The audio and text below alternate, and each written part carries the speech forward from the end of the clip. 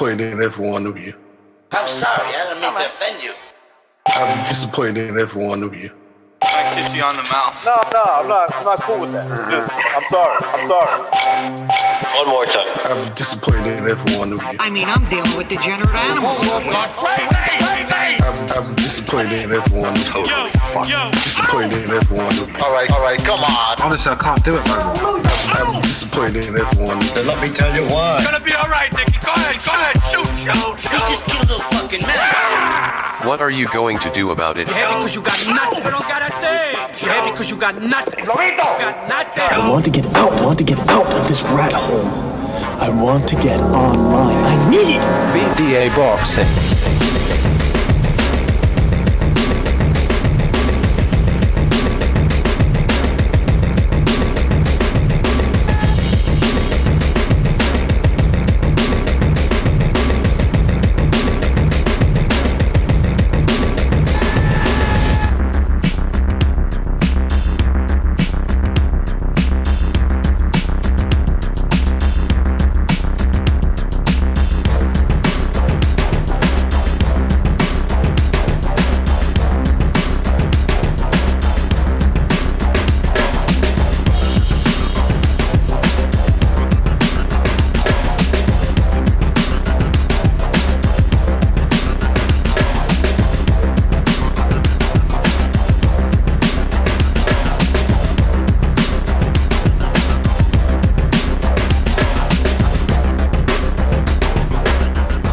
Testing. Well, hello everybody.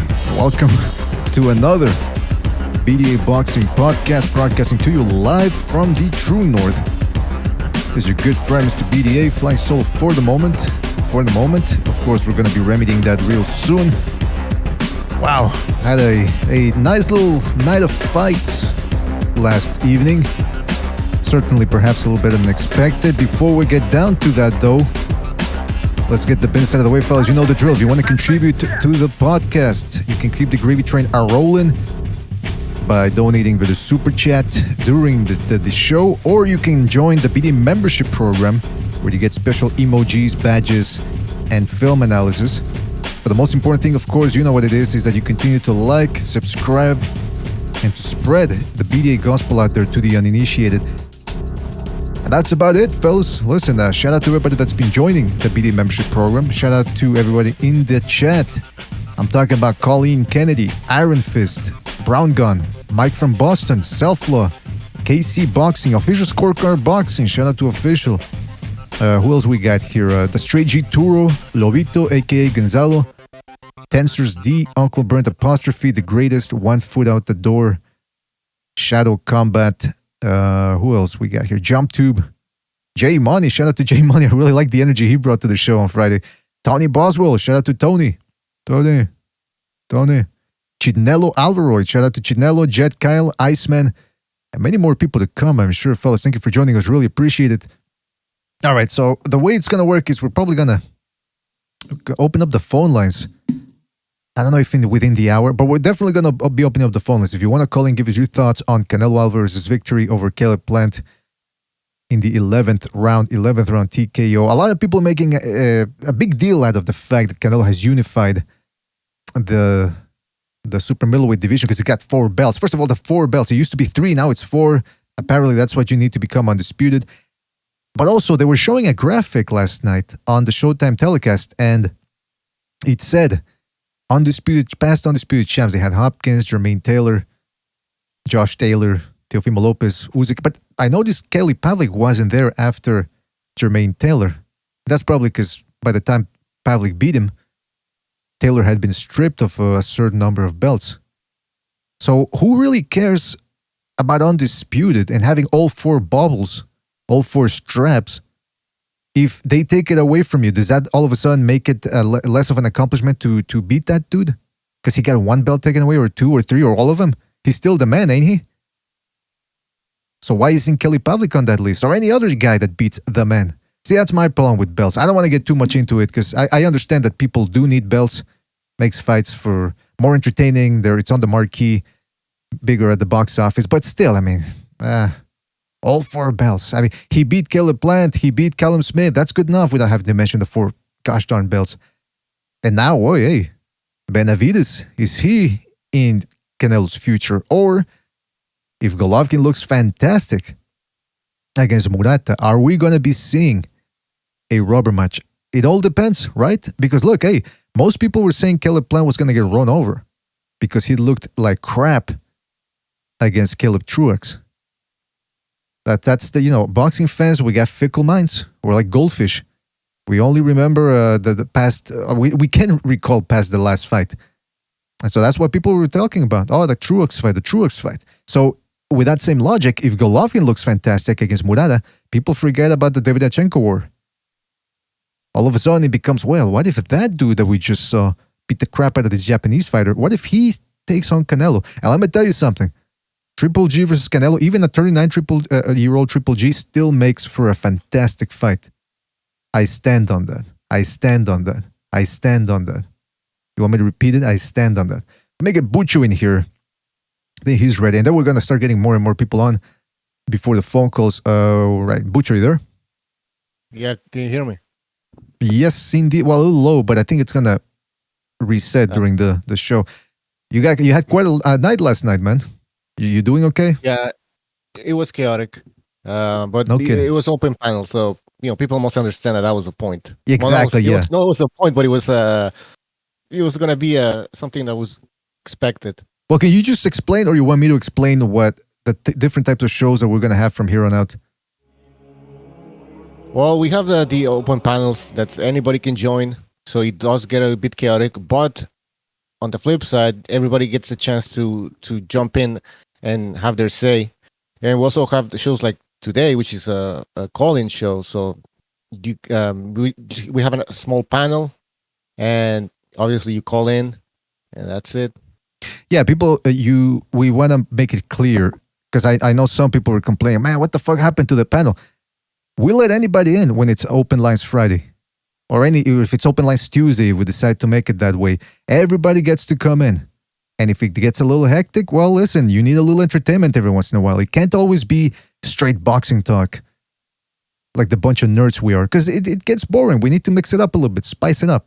And that's all there is to it. Butch, I was rewatching that fight, man. The Canelo. Oh, hold on. Before we continue, shout out to Josh Nelson for his contribution with the Super Chats. The one thing I noticed was that when Plant landed a punch, I couldn't hear it. But when Canelo landed a punch, you could actually hear the power. Shout out to Nelson for his contribution. Really appreciate it, my friend. That's I commented on that, Butch. Remember that man, you can... Actually, it was you as well. You can hear the fucking shots. The thudding, boom. Yeah, those were big fucking shots, man. There was a difference. There was a big difference in the punching power. But like I said yesterday, man. Well, by the way, Jimmy wants in, so maybe we should... Oh, shit. Okay. Hold on a second. Let me just set the volume. Okay, everything's here. Okay. We're going to actually have to split off to another group, I think. Right. Yeah, but I just wanted to get off what I had to say, my point of view, before we became a little bit too hectic. Yep. All right. Yeah, so just wanted to say a little something here. Or you were going to finish, sorry. No, that's it, man.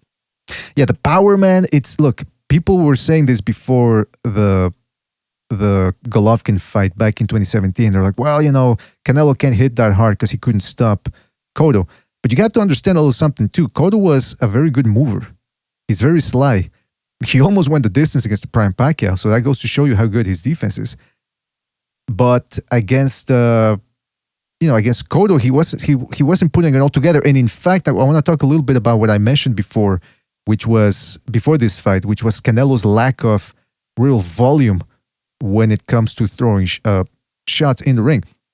In any event, it seemed against Canelo-Plant, he's lining those shots, and people might think, they're not that much. They're not looking like they're clean shots. They're not doubling Canelo-Plant over. But let me tell you, you can feel him. I knew a guy, a prospect here in Canada, and he fought one of those Mexicans that they ship over, one of those, not tomato cans, but one of those guys that you build your resume off of. He was strong. And my friend had no trouble beating him. All 6 rounds. Or was it 8 or 6? It was 6 rounds. So in any event, he won all the rounds.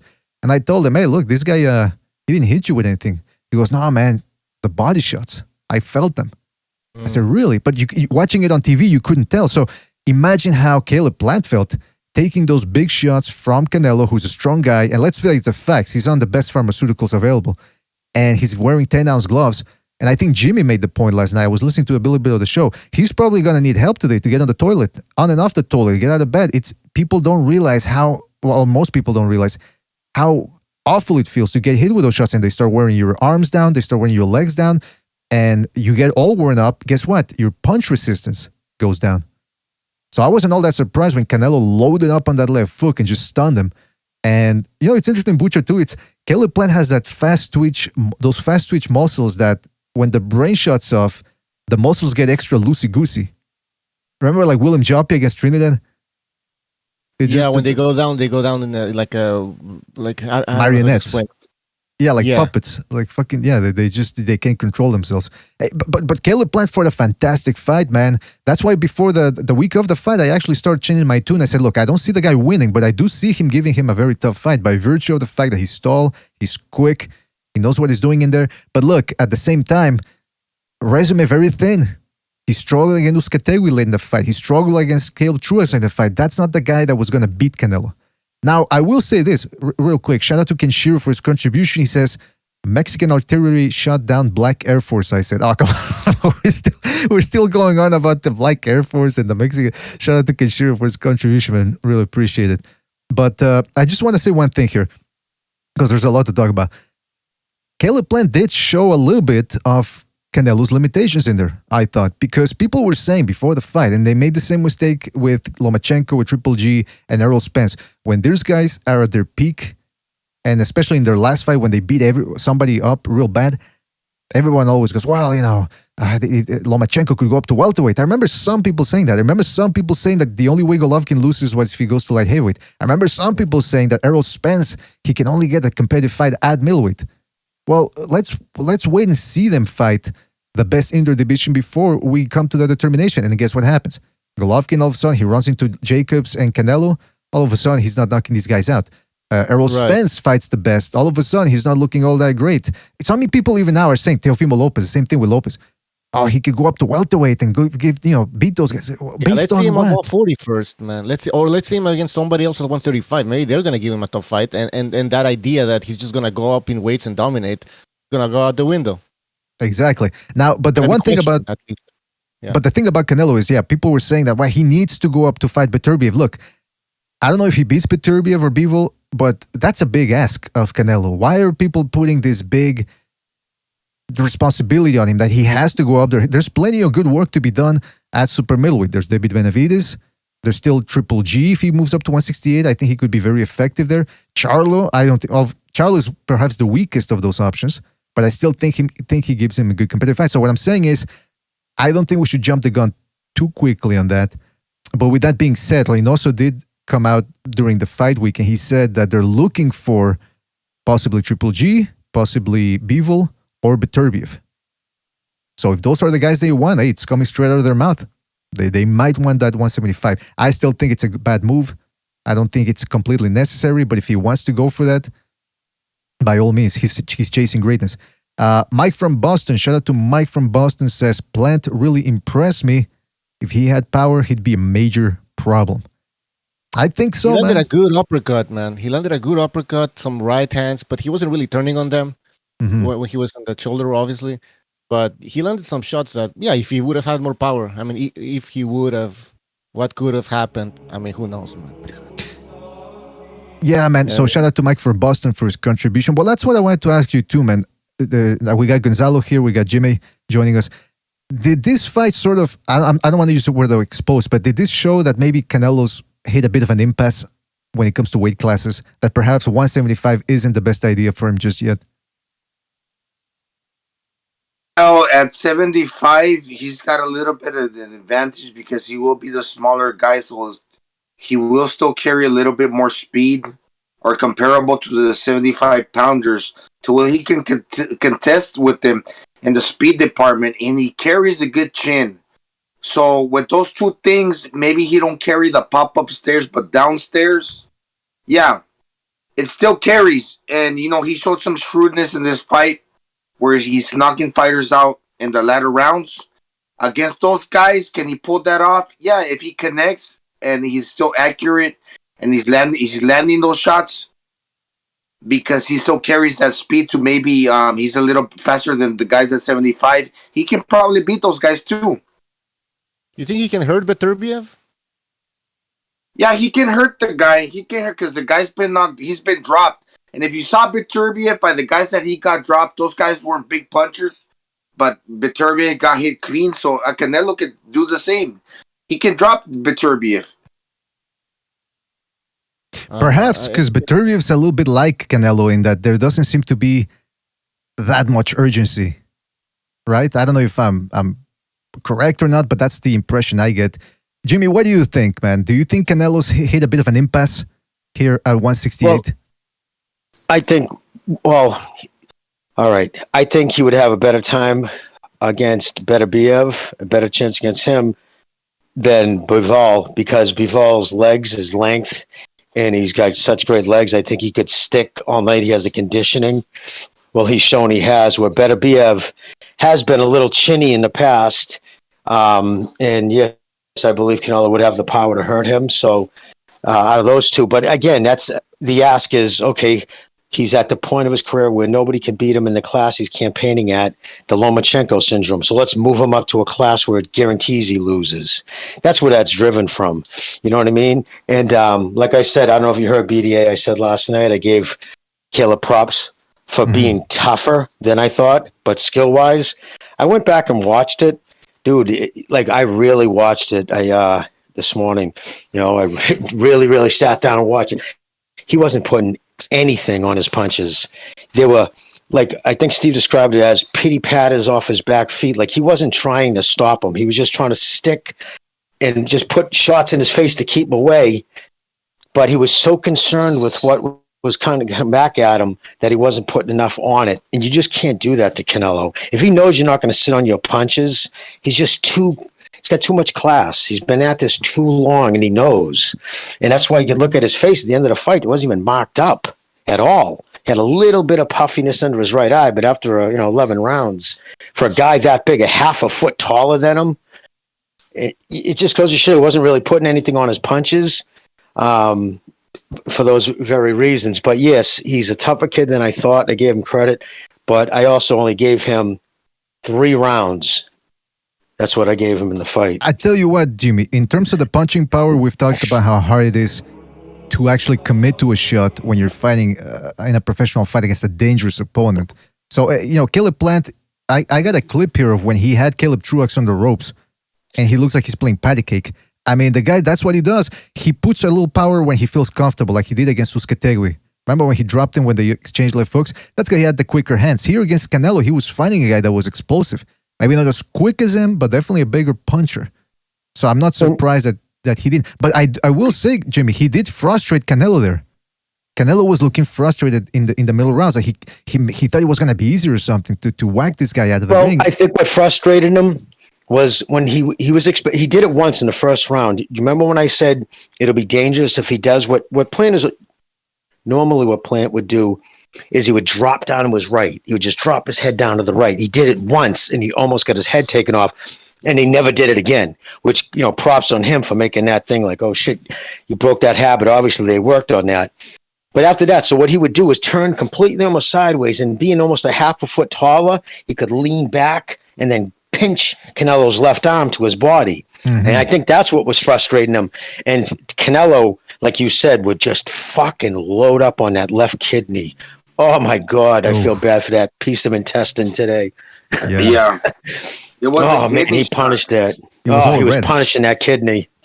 It was all red. But you know what? Credit to him because he kept it relaxed. What's that English guy, Smith?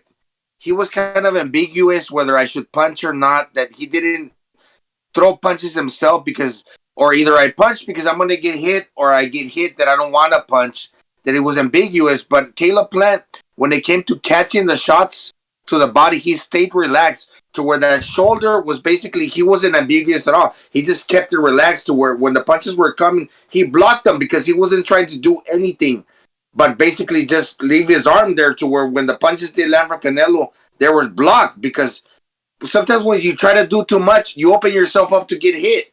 But if you try to do less and just stay relaxed, just ride with the punches that are coming, you can block them. You can ride with the punches, ride with them. And I thought that he did an excellent job of blocking a lot of those shots just by staying composed. But in the end of the day, I mean, he still fucking got his... But those blocks, though, Ray Gonzalo, they are blocks, but at the same token, they're thunderous punches hitting him on the forearms, hitting him on the bicep. And those, they add up, man. You know that, dude. You get to the point where everything's heavier. You go to throw, you snap, you punch. You could see, and it was just so classic to see somebody so in tune what was going on, that his punches, every round that Canelo's punches, Plant's punches, went down, Canelo's punches went up, and he just kept turning up the heat, like you said, Gonzalo, last night. And it was overwhelming. And like I said last night, if he would have caught him with that same shot in the second round, both of them, I don't think he goes down. It was a combination of just a beating, the heavy legs, and this oxygen-starved body always goes out. And can I just say that it's about time to... Oh, by the way, hit the like button, fellas. Please hit the like. Really helps us out. Shout out to Frankie Science for his contribution with the super chat. Frankie Science, he says, David Morrell is the best up-and-comer to dethrone the cheater. Oh, David Morrell, the Cuban fighter. He's good. He's good. He's Cuban. BDA. We'll see what happens. He's probably, he's Cuban. Let me check it out. It says here that he's 23 years old, so add about 10 years. Okay, so he's 33. 33-year-old Cuban. I think he's still got a lot of time. Maybe in 2 years, if he's that good, put him in there against Canelo. He just knocked out the guy that beat Canelo in the amateurs. Oh, well, that's I guess that says it all. But hey, I wanted to say, man, in terms of the punch, I think it's time to give Canelo his due when it comes to defense. Because look, Canelo-Plant, there was a point in the 7th round where Canelo went to the ropes. He was a little tired, and he went to the ropes, and Canelo-Plant didn't do anything. He had him on the ropes. What's his name? Callum Smith Jr. Callum Smith. Hesitant to let his hands go. Billy Joe Saunders, hesitant to let his hands go. Okay, those fights might be fixed, you're saying? Well, Triple G had him on the ropes during 24 rounds. In the first fight, throughout 12 rounds, he was hesitant to let his hands go. I think it's time to admit that Canelo's defense and counterpunching does shut people down a little bit. And this talk of fights being fixed, I mean, we can go to the other extreme, say all fights are fixed. I can find you plenty of examples during a fight where one guy is completely missing. So I think it's time to give Canelo his due, man. I think it's time to give Canelo his due, whether you dislike the guy personally or whatever. But I mean, what's going on in the ring, it's what's going on. Now, I also want to say, Canelo was getting tagged up in the fight is not because he doesn't don't make no mistake, not because he doesn't have good defense, because he was willing to take some shots because he knew that Canelo-Plant, well, for one, he's a fast guy. So he was going to get hit. He was going to get some. He was going to land some. But he knew that in order to close the distance and find the way to penetrate and land his shot, he was going to have to settle for maybe taking one shot in order to land his. Mm-hmm. But make no mistake, if you wanted to play that fucking that game, or whether I'm trying to play great defense where you're not going to hit me, maybe it would have been like a straight up boring ass fight. But he got hit because he was willing to take a shot to land his. Exactly. And that brings me to the punch stats. Because we talked about Canelo not being the most voluminous puncher in the ring. And I said about how if you look at his punch stats, he usually averages about 350 punches per round. Well, check out the punch stats here. Again, these are estimated punch stats. So let's take them with a grain of salt. Plant threw 441 shots. Canelo threw 361. So he did throw a little bit more than usual in the 11th round. So if he threw about 30 punches during the 12th, he probably would have gone to almost 400 shots. But still, I mean, there was a point in the fight where he could have maybe stepped it up a little bit more. And he seemed a little gassed, and that's because he puts a lot into his shots, right, guys? I mean, in other words, what I'm trying to get at, is this a weakness that can be exploited, Jimmy? At some point, I think personally what he's doing is he's very conscious of his game plan. He really respects Reynoso, and I thought he was doing an excellent job in the corner, and he was saying, stick to the game plan. He kept repeating that. So he knows, there's probably, they go over it in sparring, only exert so much per round, because they know they know how much energy he's going to have over a 12-round period. And it's like, don't blow your load when you're frustrated. When he's pinching your arm, don't load up and try to throw shots over the top that really you don't have much of a chance to hit him. And a couple of times he did that. You could see him take his cool. But when he got him hurt, my God, did he jump on him? Whew. But yeah, no, and a lot of those punches of Plants were jabs that were, Canelo was catching on his forearm. Mm-hmm. You know what's interesting, Jimmy, and this is what I think that don't mark my words, but this is what I think that Eddie Reynoso does. He understands how much a human being can take, and he goes through that that sequence with Canelo where he they study the fight and they go, if you throw so many punches and you beat him down this way, he's not gonna be able to take that much. But sometimes it's too close to call where they're showing shrewdness, but in the end of the day, he's beatable because they're doing it to like where it's not a given that they're gonna be able to execute always like the way they plan. But what I'm trying to say, they understand if you throw so many shots this hard, this guy's not gonna be able to take it. And if you do it and you hit his ass like this, you're gonna take his ass out. And if they stick to that game plan, it will work, and they believe in that. That's why I think what Eddie Reynoso instills in Canelo, and they know that. Yeah, I think you and Jimmy are correct, but it does seem like sometimes the fights are a little closer than than they're close enough so that any shrewd judge could potentially give the fight to the other guy. Like Canelo's fortunate right now that he's the money star, that he's the golden goose, so they're gonna give him the benefit of the doubt. But I'm just wondering if at some point, like you guys said, it's they're confident, but just because you're confident doesn't mean. What did you think of the scores, BDA? Now, speaking of that, the actual judges' scorecards. Speaking of that, yes. I thought they were pretty accurate. I thought they did a decent job last night. I did, but I thought so too. But what I'm trying to get at here is, don't you think we've seen of course the house guy always gets the money? But we've seen hold on, real quick. We've seen less competitive fights go to the other guy. You know what I'm saying? So I'm saying if this is a competitive fight, is it impossible that one of the judges eventually, right? Yeah, no, absolutely. But again, like when it comes to Canelo, listen, this is all a business, right? And Canelo, did you see that place was rocking? Viva Mexico, boy, that place was fucking shaking last night. That kid fills a house. You know what I mean? And he brings them out. And think about all the fucking drinks and the gambling in the rooms. The bottom line for that hotel. Yes, brother. What do you think about Tank Davis's tweet where he says that he's the Canelo of 135 or whatever he is? It's almost masochistic at this, self-masochistic, if that's the word at this point. It's almost like he's inviting the torture he's going to get on fucking social media. Because, like, dude, like, I just to even say that, I mean, he must know. I know that he's not going to, fuck it, he's not going to be, solving any fucking big math problems. But that dude isn't stupid enough not to know that the response that was going to get, and it did. He's getting his dick kicked in. Oh my goodness! I can't believe he said that, man. I'm really in disbelief. BDA, I was going to say, the investment that they do to the body is pretty reliable. Right or wrong, it's pretty reliable. You invest in the body, that's going to pay dividends, and they're pretty sure about that because there's no two ways about that. You hit the body, especially if you're a consummate body puncher like Canelo, right? You punch good to the body, that's going to pay dividends. There's no two ways about that. Exactly, it counts, and it's what he should have done in the Mayweather fight. But it's simple to look at that outside the ring and look, he should have done this, he should have done that. When you're in the ring there, especially if you're a 24-year-old. Fighting the best fighter in the world, you get hypnotized. That's the name of the game. It's whether you can out-hypnotize.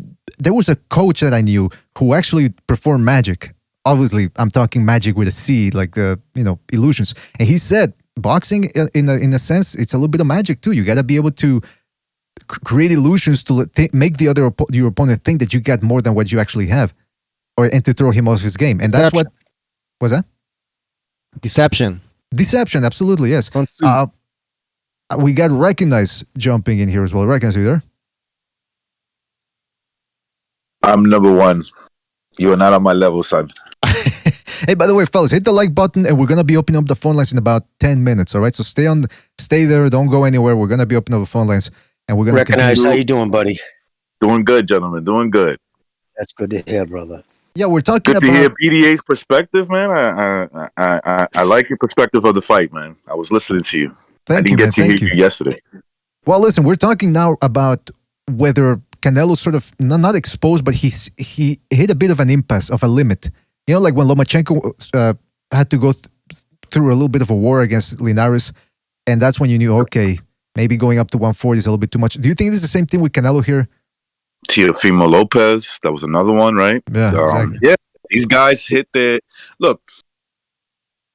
No, I wouldn't say that. I don't know. I thought Canelo fought a smart fight for him.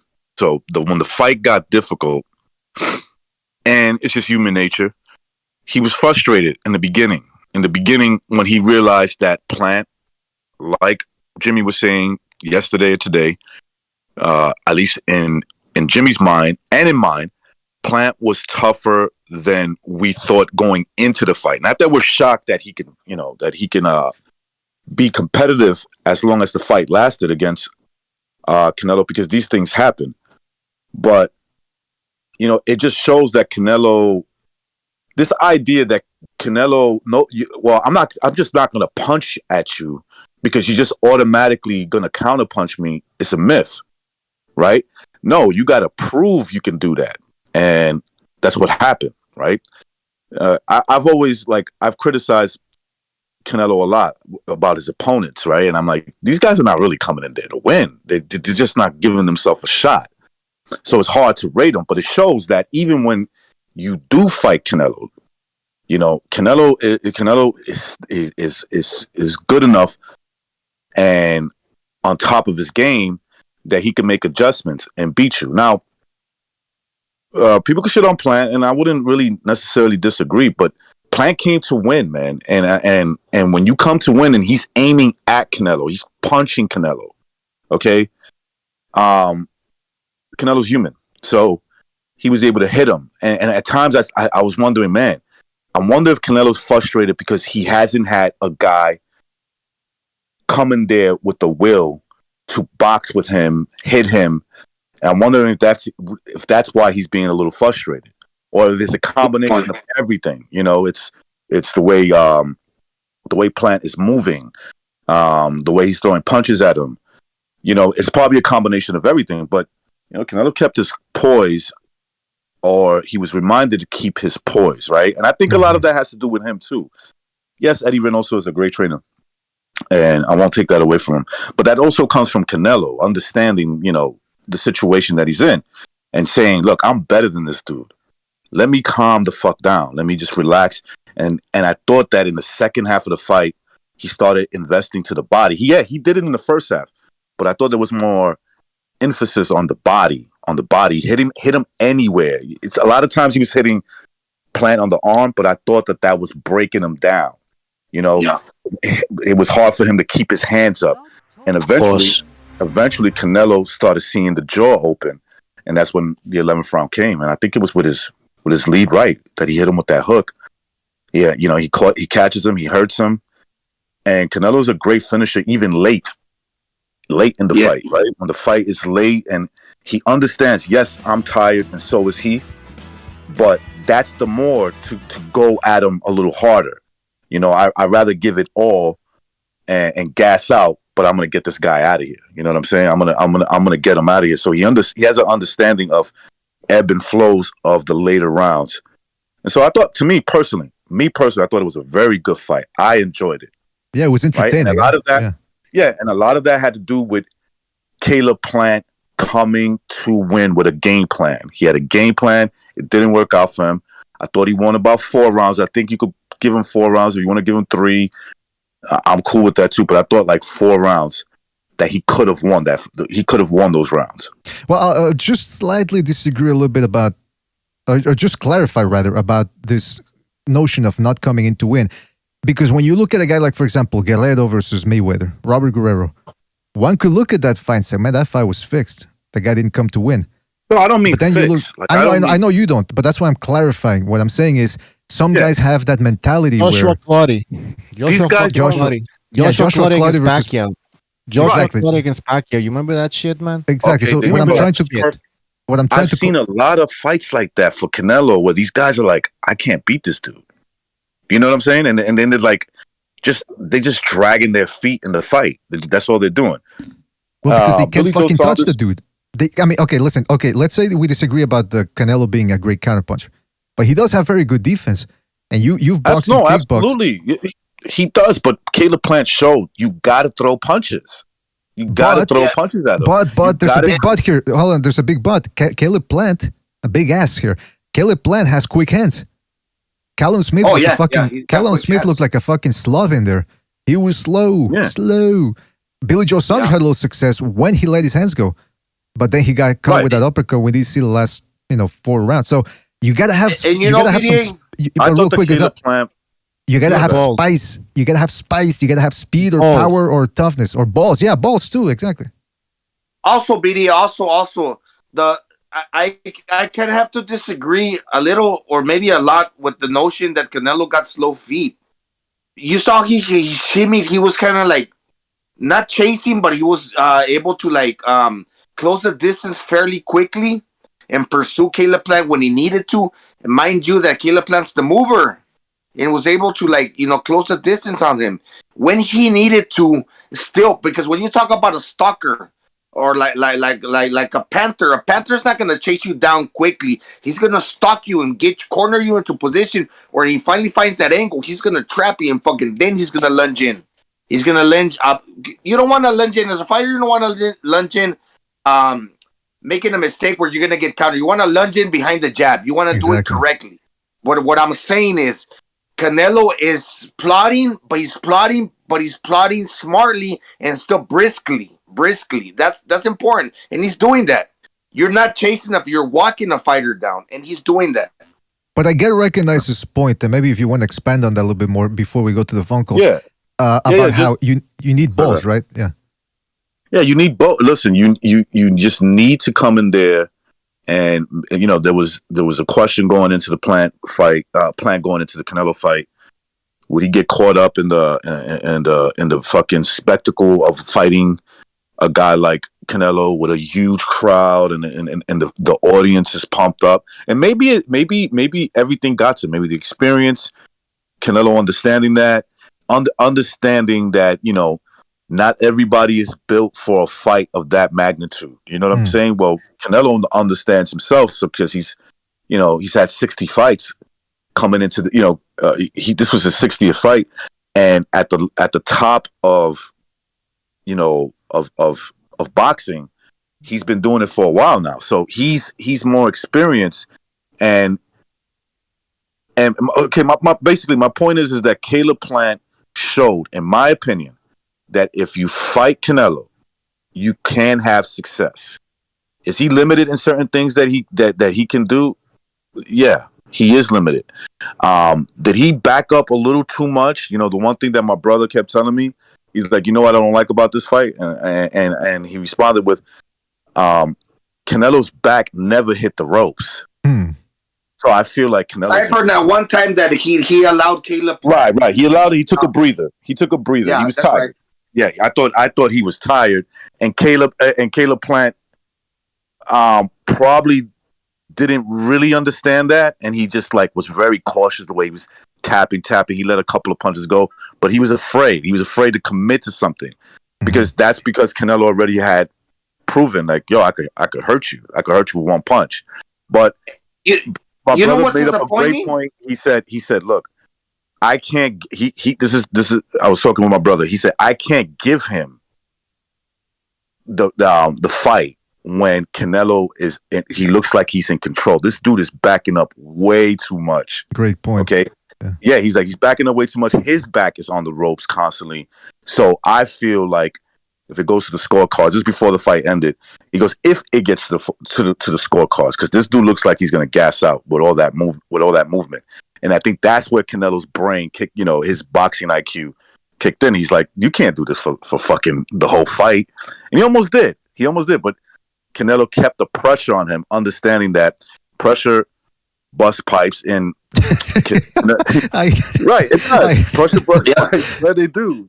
Yeah, what's disappointing? And he understood real quick. He understood I almost lost my train of thought. He understood that he was in control of the fight because the one that was backing up was Plant. And usually, and if you're hitting him on top of that, right? He's backing up, and I'm still hitting you. I'm hitting you with good shots. The person that's in control is the one that's not backing up. He's the one. You know what's disappointing, man? You know what's disappointing? How come these super middleweights are not going to the body like even a Canelo does? Because Canelo, okay, yeah, he's short. He's got power to the body, maybe not upstairs. Jab to the body. He jabbed to the body, man. But why are they not committing? Like, what's that boxer you're talking about in the middleweights? That Jamaican guy from back in the 80s or 90s. Super welterweight and middleweight. You're talking about Mike McCallum. Mike McCallum. Why are they not doing that? Well, these guys are not as good as him. That's why. They're not as good. Golovkin. I was a little disappointed in Golovkin. It's a loss. Whoa. Well, first of all, you got to understand, Canelo's not just going to let you hit him to the body. You know, he's just going to be something in return. Even Mike McCallum. Right. It's a gamble. Mike McCallum would have had problems with Canelo trying to go to his body. You know, Canelo's fast enough to counter that, or if you can't counter that, to defend his body from McCallum. You know, hitting him flush to the body. You may catch him here and there, but if he commits to it all the time, Canelo's going to figure out what he's trying to do. Hey guys, I wanted to ask you, recognize, do you remember, can you guys think of a fight off the top of your head where the guy thought he had a guy injured or almost out and he shot his load trying to take him out? There's a few of them even recently where then when he didn't do it, he ended up, blowing his load and then ends up losing himself. And that's part of when they say years of experience. They know, like, Canelo's not gonna, like, how many times at the end of a round there's 12 seconds left and you're like, come on, man, jump in and throw a shot. I know I'm even catching myself going, all right, dude, calm down. There's fucking 5 more rounds. He knows that. You know what I mean? Like, he's a consummate pro and he knows not to fucking, blow his load trying to get doing frustration. And he knew, like, just keep slow water boil. Keeps turning it up. Hey, real quick, fellas, because I don't want to make the people wait too much on the phone line. So let's take a couple of phone calls and then we'll get back. Them. Hey, come on. Yeah, but let's not forget we're talking about the power and the punch output and whether you can blow your load and Canelo's lack of. Because I don't want to burst the pipes right now. I don't want the phone calls burst. Oh shit! I gotta say that was one of my grandfather's favorite sayings. Burst. No, he would always say that. Yeah. Burst. All right. Burst. Yep. Did I say bust or burst? I said bust. Burst. Burst. All right, let's go to the phone lines real quick. Let's go to the phone lines. Let's go to 469. You're on the air. 469. What's on your mind? 469. You're on the air, man, and I hear a lot of background noise. 469. All right. Yeah. Fuck off. All right. Let's go to 917. You're on the air. 917. What's on your mind? New York. Hey, what's going on, BDA? Shout out to the panel. Recognize Jimmy and Gonzalo. What's happening? Good to hear from you, buddy. What's up, David, man? What about Bucho, man? Damn. I am absolutely devastated. I'm crushed. I'm gutted, as the English would say. I was really rooting for Caleb to win. Last night, the fight had me on the edge of my seat. I was straight up jumping up and down when I really thought Canelo-Plant was outboxing him, outmaneuvering him, and looking real flashy. And I was just, thinking to myself, all you need is 6 more minutes. 6 more minutes, just make it to the end. And in my humble opinion, I thought he outboxed him, and I thought he was winning the fight until he got knocked out. People are not going to agree. That's just what I saw. And the Showtime commentary was awful. Even when you're on the PBC, they were still rooting for Canelo. The commentary, Steve Farhood had Caleb-Plant winning 2 rounds, and the entire commentary, they couldn't say one good thing about Caleb-Plant. And it was just pissing me off. And the fans, obviously we're entirely for Canelo, but it was messed up, man. It was messed up. I'm gutted. Gone are the days of Paulie Malignaggi, that's for sure. But hey, David, I do got to give you your props because you said Canelo by stoppage, but Plant will have his moments. And that certainly happened. He complicated the fight a little bit. Were you surprised though, or were you, even though you predicted it? He did overperform.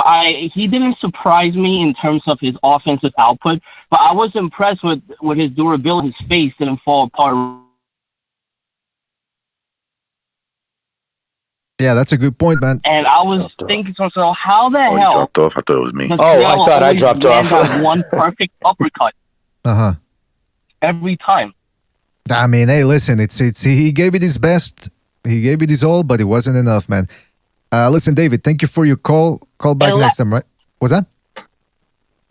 All right, thanks for having me on. Lastly, all I want to say is to all the people that claimed before the fight this was a mismatch, I hope Canelo-Plant earned your respect now. I don't think that was a mismatch whatsoever. He came the closest to beating him since Triple G. Thank you. All right, thank you, David. And no, I don't think people are going to give him his respect. Fuck Canelo-Plant. No, I'm kidding. Okay. All right, let's go to 832. 832, you're on the air. 832, what's on your mind? What up, what up? Y'all can hear me? Yes, we can hear you, man.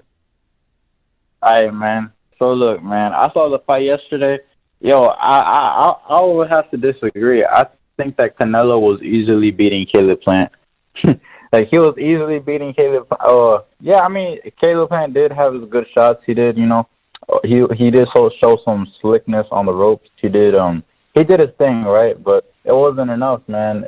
I would say the closest somebody has gotten to beating Canelo is, if you really want to be honest, someone that actually was winning the fight was probably Kovalev. You know, but the Caleb-Plant wasn't like a Kovalev in there. He didn't just like stop Canelo in his tracks and make him think and make him, you know, get shots. My thing is, like, look, the only person that can really beat Canelo, I've been saying this about, is David Benavidez or Beterbiev. I think Beterbiev has a way better shot than Bivol. Yeah, that's a sensible observation, man. I think those two guys have the best shot. Did you make a prediction, by the way? I gotta ask you that. Actually, no, I didn't. I was going to, but I didn't have no time at the time. So, but I mean, if I did make a prediction, it would have been Canelo, obviously, because I mean that's just me. I thought he was gonna win. All right. Well, listen, shout out to you, man. Thank you for your call, 832, and we'll catch you in the next one. All right, peace. Take it easy, man. Yeah, we got to move on to these calls. So, you know, make your point, and you know, we'll get about 2 minutes per call because I want to let people speak their mind. I don't want to rush them either. Let's go to 929. You're on the air. 929. What's on your mind? Hey, what's going on, BDA? Recognize Jimmy, Bucho, Gonzalo. How you guys doing? Oh, it's Virtuoso. How you doing, man? I'm doing okay, man. What's up, Virtuoso? Yeah, I really liked the fight yesterday, man. I thought it was really entertaining. You know, I thought Plant, you know, did okay. I can't say it was great. I mean, the guy knows how to move defensively. The guy knows how to use the ring. But you got to be able to set up your offense, you know, behind that defense. You know, I didn't see much of him like using that right hand of his. It's like I told Julius when they got killed that that right hand is collecting dust. I mean, he was missing a little bit with it. He wasn't really getting it through. But Virtuoso, I don't think we got your prediction. What was your prediction before the fight? Just curious. I had Canelo by TKO in the 9th round. I was off by 2 rounds. It was, you know, even though he stopped in 11, it was I almost had it right. But Canelo, man, what's more left to say about him? You know, I guess he's an all-time great. You know, he did the what nobody would really do, what people rarely do these days, and that's unify the division, be undisputed, and that is a great accomplishment. Although I prefer he would have done it in a more richly talented division like middleweight or light heavyweight. But shout out to him, man. He did his thing, man. You know, hard work does pay off, man. No boxing, no life, like he says. Absolutely. Well, listen, Virtuoso, great points, man. And we got to move on, but we'll catch you on the next one, right, man? Thanks for your call. Yeah, we'll talk later, man. Peace out, guys. Take it easy. Let's go to 310. Hold on a second. 310, you're on the air. 310, what's on your mind? Yeah. How you doing, man? What? Did I... 310, are you still there? Can you hear me? No, he's still there. Yeah, we can hear you, man. What's on your mind? So I was gonna say, in this fight, do you think that was the best version of Plant? Because to me, it seems like, you know how we're usually accustomed to seeing Plant like throw that, sometimes that double hook and like throwing a whole bunch of combinations. And for me, I feel like people don't understand the nuances of like boxing. That sometimes when someone's able to counterpunch you and make you pay for being too excessive with like certain combinations, you're gonna get cracked. And I feel like that discouraged Plant a lot. And what we saw from him was just basically pure jabbing and a couple of combinations here and there, but I feel like Canelo was able to like roll with them or just dodge them. And as for my prediction, I think I had it like round 10. But he did frustrate Canelo at some point because I think like you said, he would like lean off to his right and like grab Canelo's left at the same time. And I felt like Canelo was just, I don't know if you saw, but he kept on like hitting him, like I guess you could say like semi in the back slightly, like towards his ribs. Well, listen, area. And the area got like really red and puffy. If a guy's clinching you, you gotta. Because he says something that is true. If you try boxing with the boxer, it probably would have been worse for Canelo. It's just best to probably take whatever Caleb Plant got to throw and walk through that, then land your own. And I think that's what Canelo did at times. Maybe that's why he didn't look that spectacular. But in the end of the day, that's what won him the fight. You try to box with Caleb Plant, it might have frustrated you more, and you probably would have been on the losing end. Yeah, that's true, man. That's true. Well, listen, 310. That's an excellent point. We got to move on, man, because we got a lot of calls. But thank you for calling in, man, and we'll catch you in the next one, right? Call back next time. All right. Take it easy, man. All right. Yeah, I think his prediction. I think I remember his prediction, but we had about 30 predictions in there. Let's go to the fuck is this? 469. 469. You're on the air. 469. What's on your mind? 469. You're on the air. 469. I'm gonna try one last time. 469. You're on the air. Girls screaming in the background. All right. Fuck it. It's like a girl screaming in the background, bro. There was literally a girl screaming. I think that was Machine. I think that was Machine from 8mm. All right, let's go to 612. 612, you're on the air. Hey guys, happy Sunday. Can you guys hear me? Absolutely, man. What's going on, brother? I do it because I like it. Yeah, good. First of all, Gonzalo, are you all good? Are you all fresh this morning? Yeah, Mr. BD had a talk with me before the show. Well, let's not get into that, man. That's for private stuff. But yeah, what's up, man? Yeah. So first of all, yeah, Caleb-Plant did well, but I felt like after the 4th or 5th round, he went into kind of survival mode. I mean, it's very tough to knock out someone who's shelled up like that. And even the body shots he was hitting Canelo with, they didn't have any mustard on them. I think Canelo also got frustrated, and towards the 9th and 10th round, he realized he has to just keep going at it, keep going at the body, and eventually Caleb-Plant would give in. So for that, I will give Caleb-Plant his props. Could not, like I said yesterday night, he could not cook those ribs. He was protecting those ribs all night long, but he smashed that head in finally. So at least he didn't liquefy the liver, but I think his brain would have been partially liquefied. Oh. So I think Caleb-Plant, he should take a year's rest, come back strong, and meanwhile Canelo should go and conquer other fighters in other divisions. Yeah, well, maybe, yeah. That's I mean, if he wants to, that's his prerogative, man. But listen, he did, like you said, he didn't quite liquefy the liver, but I think he liquefied one of the kidneys, man, with those fucking right hands. That was brutal. But 612, thank you for your call. Always fantastic. And call back next time, right? On the open panels. Take care. Take it easy, man. Take it easy. You know, BDA, it's going to be interesting. It's going to be interesting to see Canelo's performances from here on out for me. You know, he hit a benchmark of his career that would always be something that you can point at, right? He's won many divisions as a champion. I think he won 4. But the one thing that everybody will be able to point at is he went undisputed. Whatever you think about the division. That doesn't matter. That's a benchmark that he can point, that anybody could point to. He said the dude went Most exclusive club in boxing. It's a very exclusive club. It's a club that it definitely, he's already a Hall of Famer. We know that. And I would say all-time great. But it's going to put him in a special class of the all-time greats, especially him being a Mexican. I think there's only been in the history of boxing, 5 Mexicans or some shit like that, maybe even less, that went undisputed. So he's part of that. So it's going to be interesting to see Canelo perform here on out. How much motivation he has. Is he beatable? You know what I'm saying? Can he? Because I think, honestly, with the Canelo-Plant fight, and people maybe think I'm over exaggerated. My brother thinks so. But I was like, look, this fight proves that, because he was motivated to beat Plant.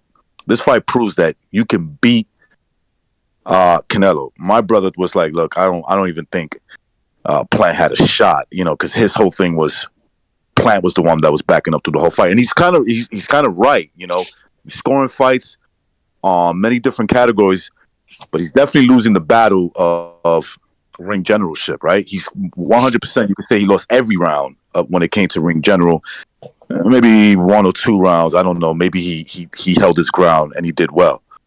But yeah, for me, it's gonna be very interesting to see him here on out fight from here. Now that he reached this huge benchmark, that obviously he was working hard for. He got the belts from all 4 belts. I believe he got them from everyone, from another guy who was a champion. From world champions. At the very exactly. least, no, he didn't get him vacated. At the very least, it's all undefeated fighters, man. Billy Joe Saunders, Callum Smith, and now Canelo-Plant. It's no cakewalk, man. I mean, obviously they're not. Golovkin, but because I don't want to say nothing, because then people go, "Oh, you're hating on Canelo." But let's face the facts. It's the 140-pound run has been a little bit Terence Crawfordish, but if he beats David Benavidez, I mean, like I said, it's 4 undefeated fighters, man. Who else is doing that right now? He wants to fight Benavidez, and I'm telling you, BDA, that's a tricky fight. It's a very, very tricky fight for him. I think Benavidez is going to be super motivated for that fight. He's going to be super motivated. He's young. He's a young kid. He wants to prove himself versus a guy who already has proven himself, who took the division and swept it, right? So far. That's a very tricky fight. I'm telling you, man. I will not be surprised. I agree with you. It would be his toughest kid he fought. I think Benavidez is a dog. I think he's the type of kid to be fighting even if he wasn't getting paid for it. That's just his nature. But here's the problem. He does everything the opposite. All the things that Caleb did to frustrate Canelo, his style of bending, the going away, going the opposite direction. Benavidez, and like Steve Kim said, is tailor-made. Because he's straight up with his head up on there, and I think he said it. I know that Canelo would jump at the opportunity to fight him just because of his style. But that kid would come to fight. You would have to really put it on him because David Benavidez is a tough kid. But David Benavidez, I think Jimmy, he's a boxer puncher, but I think his power is a little bit overrated. But with that being said, he's a light heavyweight that's almost coming in at cruiserweight. And the reason is he's getting away with that because he's a young man. So with the young men that are able to dehydrate themselves like Teofimo Lopez, that shit's not catching a check where, they can still fucking get away with that. They can get away with dropping down the weight and still rehydrate to come in at a higher weight and to where it's not affecting them. Most fighters in their later years, it'll affect them. But no, he's cutting the weight, but by the time he shows up on fight night, he's basically stepping in at 190, and this is David Benavidez. So I think his power is a little overrated, but given the fact that he's a large man, he's still got weight behind his shots. Right. It might be enough to nullify what Canelo is going to do. I think that Gonzalo's points are very accurate. Yeah, his power is probably overrated. If you're thinking he's this killer knockout puncher, you're definitely overrating him. But the size of the kid, because he's young, right? This is key. He's a young dude. He comes in there motivated. He's one of those guys that it's easy for him to not like his opponent. You know, it's easy for him. He probably respects Canelo. Canelo's Mexican. He's this, he's that. He's like, man, that's kudos to the guy. But it takes very little for him to say, man, fuck that dude. I want to come in there and beat his ass. You know. I want to talk about. Go ahead. Sorry? No, go ahead. No. We got to go back to the phones. Oh, sorry. And yeah, I'm just saying that's to me, going in, that's a very tricky fight. Of course, Canelo's going to be the favorite, but I will not be surprised, man, if a guy like Benavidez could pull it off. It might not go as long as Canelo-Plant versus Canelo, but it might be more entertaining and more competitive for as long as it goes. I think it'll go 12. I think it'll go 12. All right. All 12. Well, let's go to somebody's been waiting for a long time here. 402, you're on the air. 402, what's on your mind? Hey, what's up, brothers? No, How you doing, man? About the fight last night. It was a good fight, They say Caleb had him frustrated. He had to walk him down and do what he had to do. All that patter punching and stuff and not connecting and showing no power. Canelo seen it right away. When he looked at him that round and he gave him that wink, he already knew. Caleb should have stood his ground and threw some punches. And the Benavidez, if he comes out of shape, he's going to be served up for Canelo. Benavidez needs to be in shape. And how come nobody talks about Zurdo fighting him when he was there? Well, what do you think? Do you think Zurdo could give him a good fight, or? Yeah, against Canelo. Yeah, if he was at 175, he was too big. He had to go back. He had to go up to 175. They never give him a chance. Caleb, he needs experience, more experience. He thought he was going to be able to take all those body shots. Them punches are some punches, brother. I kept my hat off to him. He stood in there and stood his ground. Hey, let me ask you real quick, caller. Who do you want to real quick? Who do you want to see Canelo fight next? Out of like Triple G, Charlo, 175. I would like him to see the Charlo brothers. Let Benavidez get through his fight, and then they make him number one, which he should be because he lost his belts. Yeah, that would be a good fight right there. Benavidez and Charlo. One of those two right there would be. Oh, okay. The winner of that one. That's a good plan. That's a good tournament right there, man. All right. Well, listen, 402. Yeah, all these guys. What's that? No, go ahead. One last. Go ahead before we move on. Yeah. All these guys that have all these belts and everybody don't want to fight nobody. They need to step up to the plate and start fighting everybody. To get it exciting, to get the boxing the way it is. And about that computerol, when he had that in his system, or whether they did a hair test, didn't they? I believe they did afterwards. On Canelo? And there was nothing in the hair test, right? Well, I don't know if it was his hair. I think it looked a little darker. My boys body builds, and they take Canelo. That stuff stays in your system for more than six months. It can't get out of your system in 90 days. Because you take it, all it does is cut all the fat out of you. So he did a suspension. As long as he ain't being dirty, then give him the opportunity to fight. But Oscar Valdez, they should have suspended that dude. I agree. Straight up. I agree with that, man. All right, well, listen, 402. Great call, all right, man. Guys. Hey. Great call, man. I want to hear from you again. All right, man. And that's BDA. I'll call you. Thank you. All right, take it easy, man. Yes, BDA, he sounds a little like Michael Carbajal. I wonder if he's from Arizona. Yeah, he did have that accent. I noticed. I thought he was Johnny Tapia. When he talked back to you and he said, "What's that?" he sounded kind of tough, like he was calling you out. Okay, Gonzalo, I think you're reading a little bit too much. That was right, man. I think. Didn't you hear? He's like, "What's that? What's that?" It was like, "Oh, good point, Gonzalo." Yeah, he called you out, bro. Gonzalo's still looking for a fight after last night. All right, let's go to 337.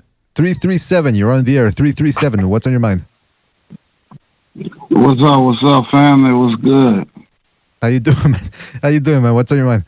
Oh, it's dead game. Man, I think. The ring was too small, bro. Oh, come on. The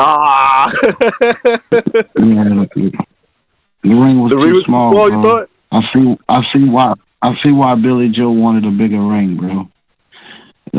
Dude cut off the ring. I mean, too good, bro. I mean, Caleb couldn't go nowhere, bro. He was pity patting.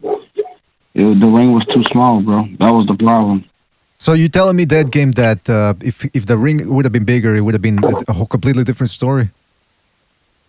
Nah, it would have been similar, but the ring was too small, bro. The dude couldn't go nowhere. Do you think he would have punched harder? It looked like Canelo would take 2 steps and he was all the way across the ring.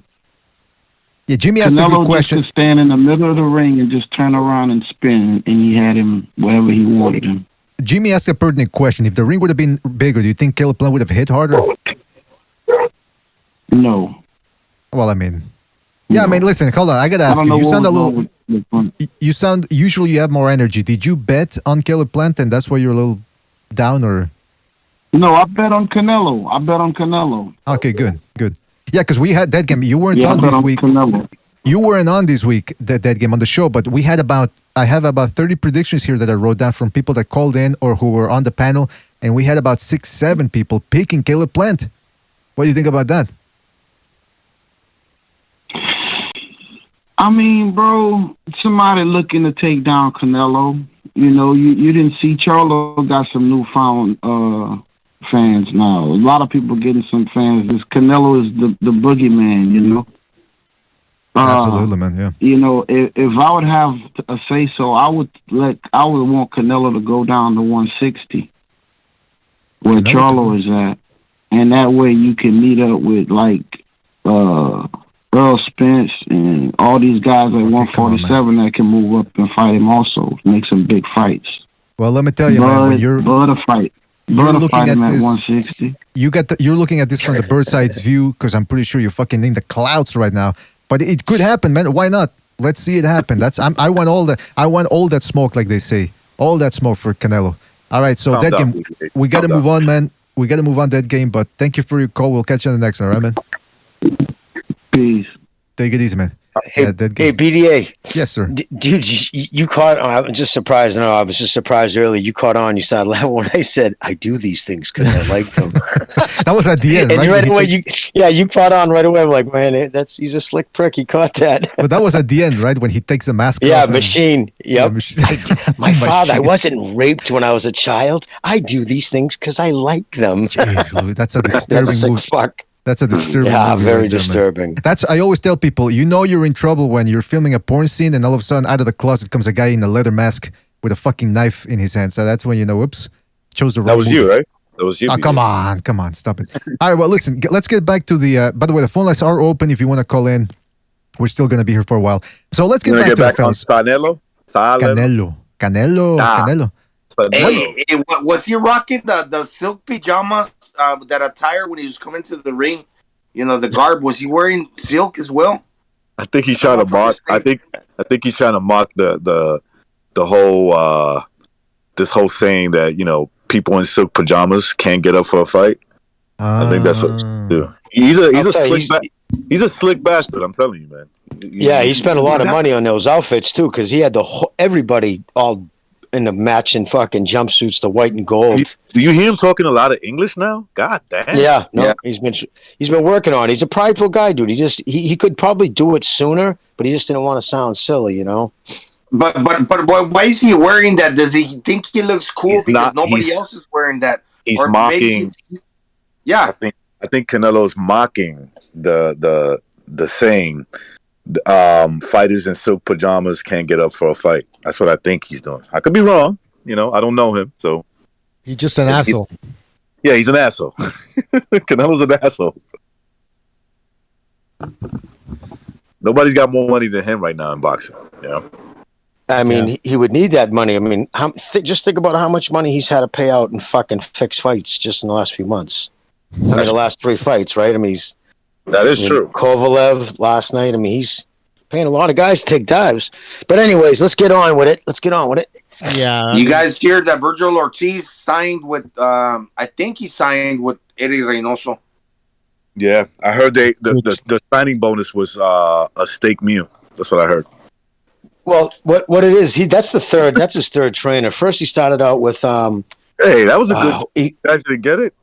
I didn't even recognize. I'm sorry, brother. I'm having a hard time. I feel insulted, man. I said they signed him. The signing bonus was a steak meal. A steak dinner. Oh, I know. I caught that, and I was even. That was funny, man. I'm disappointed. BDA, I'm disappointed. You're not laughing at my jokes anymore. Because he's down in San Diego at the Gaslamp District. I don't know. He left. He started out with the Cuban dude, Diaz, right? I mean, well, he trained. This guy used to train Rigondeaux. Then he left him, and he went to Garcia. and now he's left Tim and he's going to Renee. So normally I would say, from the outside, I would say, I don't like that. You like to see a rapport built, that trust, that continuity. But then if you remember, like I had to remember, he's always had one consistent. They might call him a second when he's in the corner, his father, but he truly isn't. His father's calling all the shots in there. In fact, it was his father who came in with him to tell Garcia he was leaving. Garcia thought he was actually, he thought he was fighting for himself. He thought he was just going to train himself with his father. He wasn't expecting to go to Ronaldo. But Virgil Ortiz's father's a young man. He's about your age. Recognizes a young guy. Maybe even a little younger, right? Like I think maybe Virgil's his first kid. You know how Mexicans have kids like at 17 and shit. You know, that's the average age. It's law in 2 sections, right? Isn't it? Yeah, and the father, he's tall, right? He's taller than Virgil. I think he's about Virgil's 5'10". His father got to be at least 5'11". At least 5'11". Maybe 6 feet. Maybe 6'1".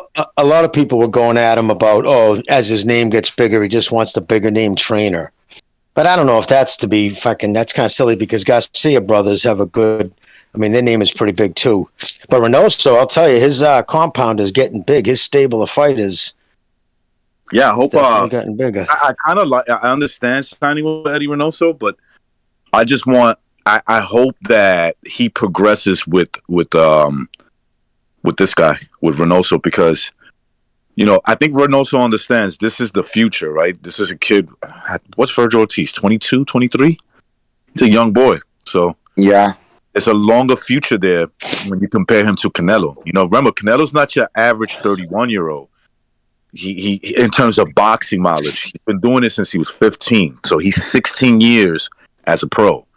Don't he's been in a lot of wars. Don't be surprised in 3 or 4 years he says I'm done. I think it's going to be sooner than that, dude. I think he's going to retire probably after next year. That would be good sparring for Virgil against Canelo, because I'm pretty sure that even Canelo will feel the power of Virgil. He will. I know there's weight classes for a reason, but when you punch hard, you punch hard. And I'm sure that's good training for Canelo as well. And they're going to have an opening now, too, because I think they're going to cut ties with Ryan Garcia. They're going to probably put it on him where if you don't, you know what I mean? And to come to find out, like Steve said, exactly what happened. Remember how Canelo called him out about wasting his talent? He never responded directly to Canelo. What he did instead was retweet people who backed up his, fucking. So it was kind of fucked up. But there he was he was in the ring last night to grab shine. He was in there to get his picture taken with Canelo. Unbelievable. Yeah, man. Show business. It's show business, and it's not just boxing. You got all sorts in there. Real quick, don't forget to hit the like button. The phones are open. Let's go to a couple of calls here. That's right. Well, Machine's going to come visit your ass. Oh, come on. 956, you're on the air. 956, what's on your mind? Hey, yo, I don't think anybody can beat Canelo at 168. Benavidez, he's not at that level, and I think his body's too open and his defense is too bad. I think the best guy is either Zurdo. I like Zurdo because he doesn't have the most skill, but he's a big guy. He's 6'2", 6'3", and he has a good chin, and he'll come forward. I like Beterbiev too and Pavol, but I think Beterbiev might be a bit too. He's getting older and he's kind of inactive. And Pavol, I like Pavol, but I feel like Pavol is predictable in this. Like he's kind of predictable, but he has skills, no doubt. But I don't think he has he just knows how to throw like a 1, 2, and a 3. That's it. He doesn't have like an array of punches that could really cause problems for Canelo. Also, I think another guy that can cause problems is maybe the winner of Jake Paul and Tommy Fury. All right, I'm gonna hang up on you, man. Thank you for your comment. No, but hey, no, seriously, on the real, you didn't mention Benavidez. Why not Benavidez? Or how do you think that fight would go between Canelo and Benavidez? It's gonna go the same way we went Caleb Smith. Like Benavidez is a tall guy and he's skinny. Like he barely makes 168. He's already drained. So what's gonna happen? He's gonna back up into the ropes and Canelo is gonna attack his body. It's gonna be a boring fight, dude. Like Canelo at 168. He's just, not only is he at his physical peak at that division, but the guys at 168, they just don't have the experience because they don't even fight each other. So they don't have like the experience. They're not on that level. So if Canelo wants a true test, he has to go to 175 and fight Bivol, Beterbiev, Zurdo. I think Zurdo has the best chance to beat Canelo at 175 because he doesn't give a fuck. He just comes. Yeah, Like, but Carla, you know, he has to think about it. Why did Top Rank cut bait with him? I'll tell you why. Because he refuses to fight everybody. Zorro was fired from Top Rank for his refusal to fight people. They would offer him fights and he would turn it down. So that's one thing I don't like about him. He returns down hard fights. He's done it his whole career. I've just received confirmation that this is Zurdo Ramirez's manager. So, and also for some weird reason, Zurdo's Canelo said he ain't fighting no Mexicans. So I don't know, man, where that goes. Hey, it'll be a good fight, man. Sinaloa versus Jalisco. Hey, that'll be a good fight. And if that's the case, then I guess he's not gonna fight Benavidez. I don't know, man. But give me y'all's picks for Tommy Fury and Jake Paul. When is that fight, by the way? Is that in November or December? It's December, right? Yeah, it's December. I don't know. I'm just fucking around. All right. Hey, listen, if he beats Tommy Fury, people got to give him his credit, man. He's fighting a legitimate fucking. How many other guys on their first professional fight against a professional boxer fight a kid with a winning record like that? So, hate him or not, you got to give. If he does beat Fury, first off, Fury's got to retire immediately. Yeah, absolutely. How do you live that down? But then the kid's legit. He's fought a legit fucking fighter. So then he's actually doing it for real if he beats him. Yeah. Well, I mean, I wouldn't call Tommy Fury a real fighter either, though. But you know what I'm saying? Like someone who's actually, remember that was the whole thing, dude. Yeah, you could do all this. I mean, all the shit Fury said. Tyson Fury said that he'll retire. He'll personally retire his little brother Thomas Fury. You think Tyson Fury? Tommy Fury. You think Tyson would cripple Tommy if he didn't want to retire? Like if he loses, and then sounded like a threat. Yeah, the way he said it, it sounded like that family's kind of strange, but I like it though in a way because the way he said it with a very confident, mean face. Like, yeah, if my brother loses, he has to retire, and I'll make sure of that.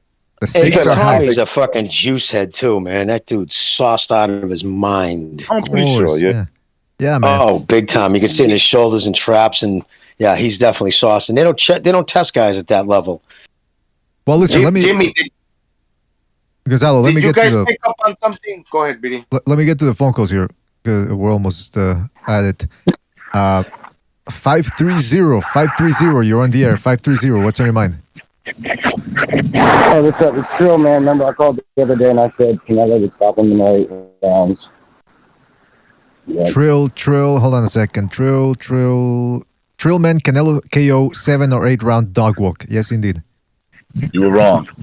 Yeah, that's just pretty much what happened. That's why it's like he didn't even beat like Chris Eubank Jr. and all that shit at those weights. Like, I mean, Billy Joe was a way better fighter than him, so Billy Joe can fuck with Canelo. There's no way Caleb. I mean, I tried to look at his fights. There's only like 3 of his fights online. Like, you have to like do deep research to find this nigga's 21 fights. You know what I mean? Like, so I mean, there's no way he was going to beat Canelo Jr. I didn't have to see him. I tried to look, but you know what I mean? Like, if you don't, there's no like film online. You're not beating Canelo. You know what I mean? Right, he did his best, but it just wasn't going to be enough with the armament. I think it is like PBC footage. So PBC like really doesn't give up their footage too easily. So, but yeah, that's true. That could be one reason. Well, listen, Trill, we got to move on because I can barely hear you, and there's a lot of background noise too. So, point taken, and call back later. All right, call back later if you want, with a better connection. Hey, right. Tommy Fury's gonna whip dude too, though. Fury fan, Fury fan here. All right, we'll see, man. All right, take it easy, man. Yeah, he said Tommy Fury's going to whoop Paul. Gonzalo, you were going to say something about that before we move on to the... No, I just wanted to say something that I found kind of weird. I didn't watch the UFC, but remember when Canelo fought Kovalev, it was a drawn-out process, but yesterday they went through the formalities like really quick and they got down to the nitty-gritty. Like, it's almost like they were rushing through the card. Did you see that video? Mm-hmm. Yeah. It's true, man. Yeah, you know something? My one of my brothers, they're big MMA fans, so we had both fights on. Oh. Well, we were watching the Canelo Plant fight, And then when we went back, some girl had just won. Like this girl with short hair, something like that. When we switched the channel, the girl was getting announced. Some girl was getting announced the winner, right? Then the Usman and what's the other guy? Covington. There you go. Listen, I don't know much about these What's the matter with you? at all. I'm sorry. Did they say it was a robbery? Some people I read that Covington won. Oh no, I thought robbery. that. Is that true? Won. I thought that. Okay, I don't know. I didn't see it, brother. I'm just saying what I only read a couple. Yeah, of yeah. I tweets. mean, listen, I'm only asking. I don't know, like the scoring criteria exactly, but I could just use my eyes. That Like kid, how much points you get for sticking your face in some dude's crotch in the ground? Oh man, come on. that dude Kobe fought good. He fought good. What about the Jason? What about the Gucci or Gachi fight? That fucking tough kid uses his head. That was he's always in fucking decent fights. He won. Hey, you want to hear what Ishii Smith said about Plant? He won. Oh, he won. He did one. Yeah, okay, yeah. I'm curious. I'm curious to see. Chandler beat some dude. Okay. Again, I don't know. Chandler. Oh, the dude came over from fucking. Well, he used to be with Bellator. I think that would have been one of his first fights after signing with the UFC. He came over from Bellator. The UFC fights were pretty entertaining. That Gagey guy, again, I don't know. He seems to be pretty popular, and the guy he fought gave him a good ass scrap. Yeah, and Chandler's a tough kid. The main event, the black dude Usman, the guy that knocked out Masvidal, right? Well, that's his name, Masvidal. Mm-hmm. Yes, Masvidal. He fought that Kobe guy, and that Kobe guy, I thought he was gonna get killed because I was just looking at their size. I was like, again, I don't know nothing about the sport, but I was like, yo, this black dude looks like he's gonna kill him. But he fought better than I thought. Well, there you have it. You guys, you want to hear what? This is what Ishii Smith, the boxer, retired boxer, said about last night's fight. There's a big difference between effective boxing and ineffective boxing. Stop giving that man props because he was surviving. Oh. Deontay Wilder went out on his fucking shield. You don't talk that big shit and don't back it up. He's got a decent point, man. He's got a pertinent point right there. I mean, you know what it is? And I said this before the fight, too. When people were saying that, well, why can Canelo-Plant do blah, blah, blah? It's because of the expectation that Canelo was going to run through him. So if he did better than expected, people were going to give him a lot more props than probably deserved. I mean, he deserves props for putting on an interesting fight. But other than that, yeah, people that were saying that he was winning the fight, I disagree with that. Real quick, let's go to... We got a phone call here. Hold on a second. It's loading up. 856, you're on the air. 856, what's on your mind? Yeah, this is the John Wayne guy, the guy who called that day and confessed that Plant was going to beat Canelo. I'm calling to say I got egg on my face. Well, I mean, listen, you took a risk. It was an uncalculated risk, but it happens, man. What do you want? I'm not going to shit on you. Well, I didn't expect neither one of you guys to do that. You guys sound a little professional to me. Nice call on the Canelo. Had me fooled, that's for sure. Well, I'm curious now that the fight has happened and Canelo won. Are you reevaluating Canelo's worth, his skill? Do you think he is a little bit better than expected, and what do you think he can do in the future? Well, to be quite honest with you, I wasn't that impressed with Canelo. The reason why is because I like the fact that he can walk you down and maneuver his head and stuff. But it's going to come a time, I mean, I'm sure a lot of people are scared of Canelo at this point, but it's going to come a time where somebody's going to stand and fight him and possibly maybe have the power he possessed, which is rare power, by the way, but it could be Charlo. Who knows, maybe even Benavidez, but I really don't see none of those guys beating him on a straight up, to be honest with you. Yeah, that's a good point. Those guys tend to be a little bit more straight. So what do you want to see Canelo do? You want to see him move up to 175? You want to see him fight, I don't know, Andrade? Well, let's all be honest with ourselves. Canelo proved the point with Canelo-Plant. And that fight that he had with Floyd Mayweather, he's a changed fighter from that point on. He hasn't looked back. And to be honest with you, a guy like Canelo, he deserves to ride a smooth train like Floyd did towards the end. So even if he chose to fight a bum, I still respect the guy, and he's a Hall of Famer for sure. What do you guys think? Guys, what do Well, you he think? said he named some killers. Well, the killers in the divisions. I mean, he said Benavidez, Bivol, Triple G, Beterbiev. That's the people he's talking about fighting. And he said he wants to fight another 4 times again because he fought 4 times in 12 months. And he wants to do it again. So, and I think honestly, after that, he's probably going to retire. You know, I'm kind of actually thinking the same thing. I think he's going to do 4 fights and then he's going to retire. Now, who those 4 people are, I'm not quite sure because he already proved the point. Like I said, there's no need to fight Benavidez or Charlo and risk that. Even if he can win, it's still a risk. Yeah, I'd like to see those fights. They're entertaining, man. They're all entertaining. I think 175 is a big ask. But listen, we'll see what happens. He's going to come to a decision in January, they said. So we'll wait 2 months from now and we'll see what happens. Anyway, listen, John, we got to move on. Guys, I really enjoy you. Well, guys, I really enjoy your show. Continue doing what you're doing, and I'm definitely a fan now. So I'll definitely be paying attention to you guys. You seem to know what you're talking about. Anybody who can outwit me on who might win a fight, pretty smart. All right, John. At least with us, we're not about like, oh, take your L. I've never understood that. It's like, you know what I mean? Yeah, it's not like we're fighting in the ring. Face. Exactly. It's not like we're fighting. We're just picking fights for fun.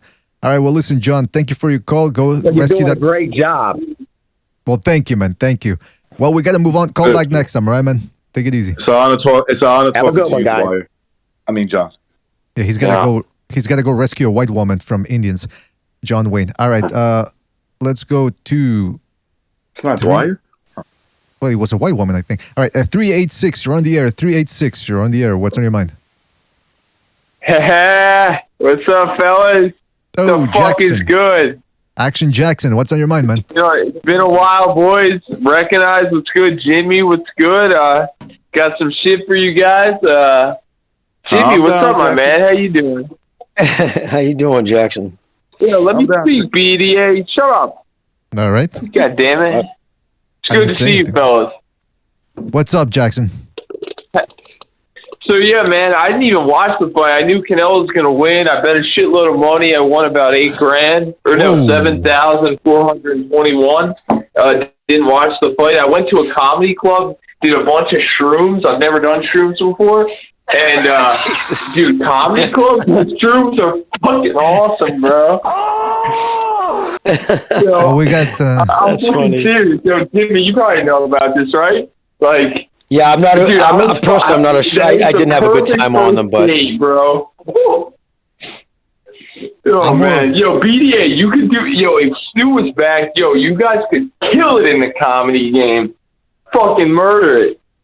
Well, listen, I don't want to murder anybody, but what type of? Hey, wait a minute. No, not murder anybody. Murder the game. Yeah, I missed that one. No, but hey, when you took the shrooms, what did you feel? Did you feel like you were one with the universe, or did you just have a nice little laughing fit or something? Yo, I started panicking. Like our boy was he went up and he was just telling all these dumb dick jokes, and like I was with this girl, fucking cracking up. Like I was like drinking all this red wine like Bucho does, and I was fucking man, I was just fucking whacked out and like just knocking over glasses and shit, and like they're a weird type, those comedy club bros, but like they're cool fellas, man. But about the fight. How'd it go, man? I didn't even watch that shit. Well, just to give you a recap, hopefully somebody puts the link to the fight in the Discord so you can watch it. But look, Canelo-Plant did what he had to do. He jabbed. He tried to counter Canelo. Did he lose? To get his. Yeah, he lost. He lost in the 11th round. Got caught with left hook, and it was a good night, Irene. But I suggest you watch it. Finding out who won the fight. Apparently. Yeah, it was. You know what I didn't even see until I watched the second time was the uppercut. Jackson's a wild boy. Well, hold on. Cut Jackson some slack. He's on shrooms. Go ahead, Jimmy. What? No, I was saying, I thought it was the left hook that put him down at first, but it was the leaping left that he was shooting for all night. That rocked him, but he followed it up with a left uppercut. Right uppercut. Right up. That caught him on the chin, and that's what put him down. And then he did his run across the ring. He did like, when the world suddenly goes on an angle on you. Poor kid. Well, Oh, Jackson, shit. I missed the good one, man. Missed the Thrill of Manila. Well, not quite. That Go ahead. leaping left is looking a little different. No, it's like the Usyk punch. It's a chopping shot that he's riding down. As he's close to the opponent, he's riding it down the opponent's neck, like the throat. It's coming down close to the opponent. And he's riding the punch down. Yeah, it seems a little wide too when he throws it, but fuck, did he load up on it? Well, listen, Jackson, good to hear from you. Good to hear that Canelo was loading up. Was he old enough? No, was he loading up like he always does? Yeah, he was. He was with that left foot. He was going for broke with it, and it paid off. He was loading up, and he's old enough too. So. Oh, we're rhyming here, baby. Fucking big pun in the house. Good listen, man. Listen, Jackson. No, let me say one more thing. Let me finish with a bang. Canelo, he's gonna get caught one of these days when he slows down, when he does that load up shit, when he does the little tap with his left jab, and he's like hi-ya, like he's swinging a fucking baseball bat like a fucking ginger retard. Like he's gonna get timed one of these times. Like when you have a real good counter puncher, maybe even the fucking. I was gonna say Charlo, probably not Charlo. Where you got a real good counter puncher. It's going to be like when Chavez went down, just back. You know what I mean? Right. He did against Plant. It's just that he took it. Yeah, he just took remember Canelo was trying to load up on one punch, and Canelo-Plant caught his ass, but he took it well. Well, listen, Jackson. Jackson, we got to move on. He did love the punches. Jackson, we got to move on. But good to hear you did well with the parlay, and good to hear that you had a little fun. You went into another world with the shrooms. Next time, do Flacca. Next time, Jackson, next time do Flacca and call on the air. We want to hear how you freak out and you go through a windshield. No, but do you have the Streamline open? The StreamYard? No, we don't have a StreamYard right now. The stream, whatever. Well, maybe we'll open it later. Up. All right, we'll open it up later, maybe. All right, man. But we got to move on. We got another call. All right, take it easy, Jackson. BDA, just one thing. I'm going to tell you one guy that did load up. It was a Dr. Rail. And the punch that he threw, it was almost like a bolo punch. Did you see that? Oh, you mean Darrell's fight before Canelo's, right? Yeah, I want to mention that because Jackson was speaking about loading up. The fucking Darrell, he threw a punch that he almost knocked back. He telegraphed it so much. It was like a bolo punch, like Seferino Garcia. It was a bolo punch. It was. Yeah, and let's talk. Can we just say one thing real quick about that? His reaction, his fucking screaming like he just knocked out the fucking pound for pound best fighter in the world in his backflip, and his reaction to a fucking club fighter off 4 weeks notice, who's only won 2 fights in his last 7, and that's how you react. That was embarrassing. You know what that tells me, Jimmy? That he wasn't sure because I think he just started working with Sugar Hill, right? He just started working with him. Oh, I don't know. I thought Sugar Hill was with him since they were kids. No, maybe I'm completely maybe right.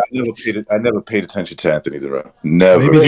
Dude. I've always thought he was overrated, and he's looked terrible. And this dude he fought last night, dude, I thought he was always overrated. Flabby. The way he behaved was a guy who wasn't sure he could do that. Exactly. You know what I'm saying? He was way too excited over beating that kid. When you do that to a guy that you know you could do that to, you just act normal. You know? Exactly. You don't celebrate when you beat up a club fighter who's lost 5 of his 7 fights. His last 7 fights on 4 weeks' notice, no less. Absolutely, cringy. Man, I mean, it's like when what's his name, Paul there, the Aryan archetype, when he knocked out the wrestler with the afro. And he's like, he's screaming, he's celebrating, he's crying. He's like, man, did you really not expect to knock this guy out, man?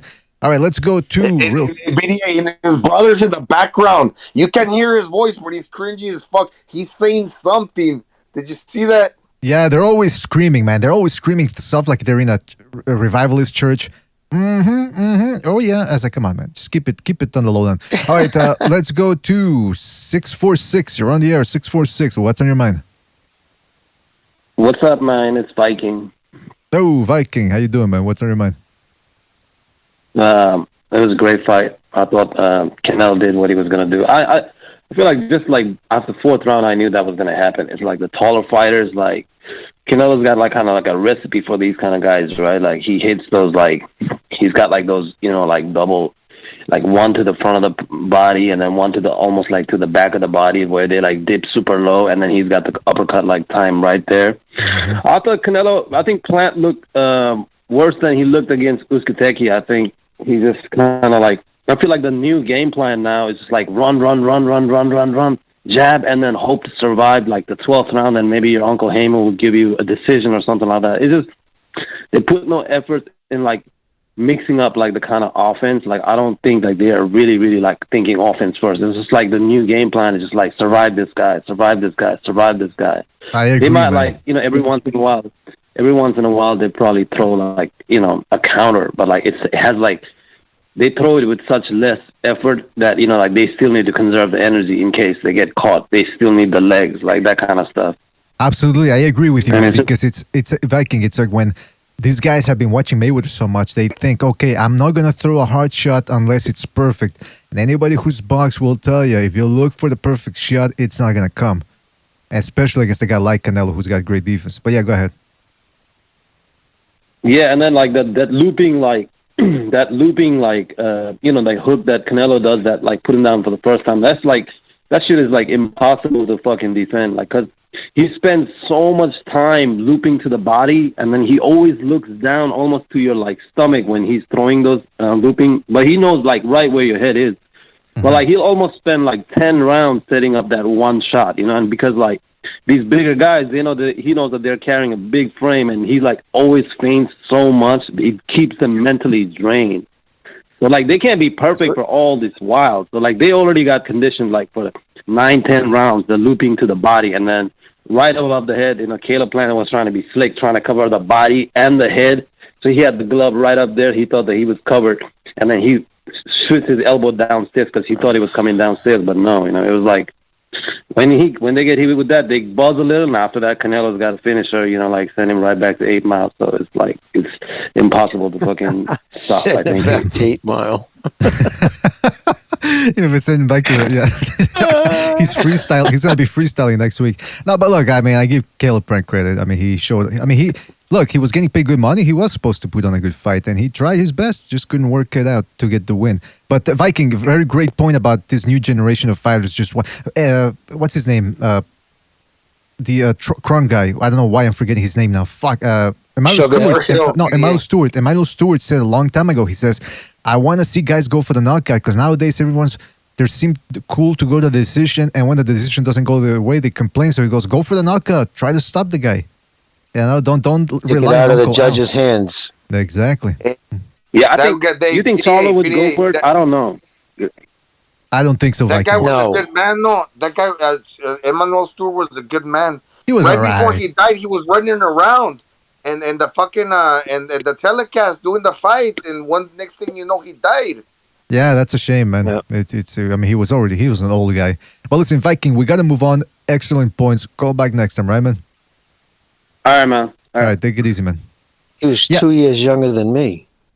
No, what the fuck are you talking No, about? I'm just kidding. Yeah, dude, I was gonna say you fucking with. Hey, but Jimmy, the caller asked at the end. The Viking said, "What do you guys think, Charlo? You think he's gonna look for it?" I said no, but did you guys see his behavior at the fights? Yeah. No, I didn't see it. Why did he act like a knucklehead? Yeah, Gonzalo sent me the video. I'm gonna try to post it here. Okay, can I just preface this by saying that Caleb-Plant and Canelo, they talked a big game. They came to slap fight. There was a slap fest before the fight. Then they actually fought each other, trying to rip each other's heads off. You saw the respect they showed each other at the end. Caleb-Plant, and I said this during the build-up to the fight, said he talks a lot of smack, but every time he wins, he goes to the other guy's corner and he, says, let's bygones be bygones. He did the same thing here after losing. So they're both class acts. Charlo's a type of guy, he will not let it go after a fight. And the other thing is he goes up to Caleb-Plant before the fight, the day of the weigh-in, and he goes, "Hey man, good luck to you and blah blah blah, but me and you, we're gonna fight." And people were saying, Bucho asked me, he brought up the good point. He goes, "Why is he going up to Canelo, who's the favorite, and saying, hey, let's me and you fight? Why is he going after Caleb-Plant?" Yeah, he's a clout chaser. He was almost nice and cordial, but then he started talking shit. Yeah, he was waiting for an optimum amount of cameras to come around. before he talked his shit because he's a fucking clout chaser. The dude is not legit. He is not. People have been fooled by that kid. What's his best win? Seriously, what's Jamal Charlo or Maul, the older one? What's his best win?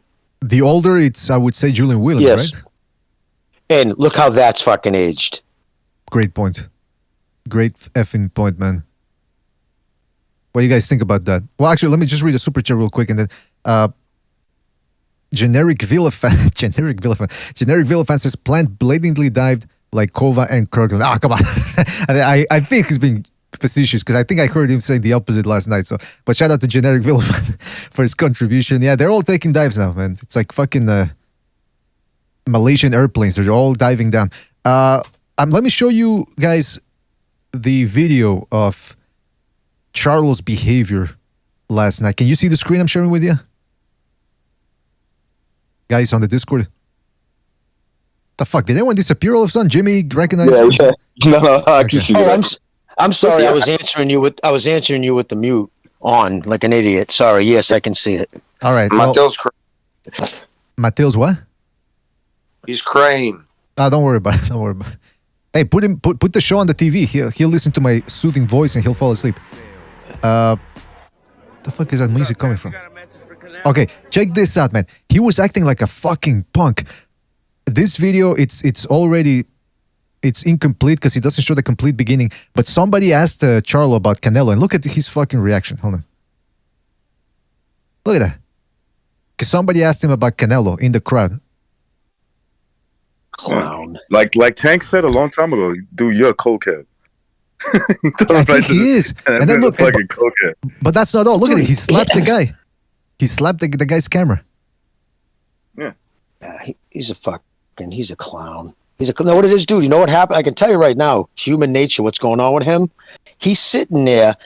Imagine doing, you do for a living exactly what this fucking guy does, what the people they're doing, and you're looking around saying, holy shit, I can barely get fucking 6,000 people to show up. Barely get fucking he's sitting there seeing the fucking magnitude of this fight, seeing the crowd, and he's looking around saying, I will never experience this because I don't have the fucking dog in me that Canelo has. You know what he is? He's a salty motherfucker. That's all that is. He wishes to be in Canelo's level and Canelo's situation, and there's only one way to do that. It's called fight him. Go in the ring and fight him. You don't have the fucking. You don't have the guts to go in there and possibly get embarrassed. That's what the problem is. Exactly. You don't have the guts to do it. At least Plant does, right? Plant in a different situation than Charlo, but it doesn't matter to Plant. Plant's like, look, I know everybody's telling me I'm going to lose, but I'm going to go in there and do my best. He's not like Charlo's not built that way. That's a great point. That's actually a stop, BD. He's a boxer, man. He threw a pretty brisk right hand right there. That's yeah, man. You always expected to throw a full dude's hand or knock the equipment off his. That was a pretty brisk right hand. That's assault, bro. But can I say something though? On the really here, fucking Jamal Charlo, Jimmy, you get a great point because look at his face. I don't know if you did that purposely, but look at his face. Yeah. Do you guys think he's on something at that point, or is he like Jimmy said? He's just when is he not on something? When is he not on something? That's the better question. That dude is always sauced up. He's every time I see him, I'm like, damn, do you hit lines like every single fucking day? Because every time I see you, it's not a coincidence. You're high. Well, it wouldn't be the first one. You know that. And VDA, what were you just saying? I was going to say that. Because I said Jimmy made an excellent point, so now he wants to hear it. Oh, I didn't. I just heard you say no. Forget it, dude. I only heard you say Jimmy. No. But excellent point. I was gonna say about that when you said that he's watching all these guys putting on these big fights, and he's the odd man out. I want to remind you guys about Joe Calzaghe, who was in sort of the same boat for a while. Then he had the Kessler fight, right? So he goes over to the United States to be there for the festivities for the Hatton Mayweather fight, and that was a big event. There was a lot of people, a lot of celebrities, a lot of boxers, a lot of pumped in circumstance for the win. And he said to the reporter, he said, when I was at that fight and at that event and watching the crowd and everything, I said I have to fight in Las Vegas. And that's when he was willing to. That's when he decided I'm going to go to Vegas, United States. I'm going to fight Hopkins. So don't think for a second that these guys don't watch these. They're not at these events and they're thinking, oh, I don't want this. I'm okay fighting in front of 3,000 people in fucking Texas. Like Jimmy said, he wants a slice of that, but it's either because of bad management or maybe he doesn't want it or whatever. But he's frustrated. Jimmy hit the nail on the head right there. This guy's watching it all go by. I'm gonna say it's him. I'm gonna cut Heyman some slack.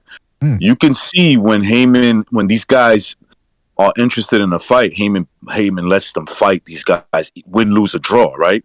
Done it with Deontay Wilder. Sean Porter's now doing it with Crawford. You got, Canelo-Plant, who just did this with Canelo, even though it was on a Showtime event, right? It's something that the PBC is connected to. So I'm gonna blame him. It's him. Mainly, it comes down to Charlo. That, you know what? It's hard to say, right? Because with certainty, but I wouldn't doubt it, man. I wouldn't doubt it. Steve Kim said something last night which surprised me. I mean, I heard the same thing. But to go to show you now, if I was Charlo, I'd be furious.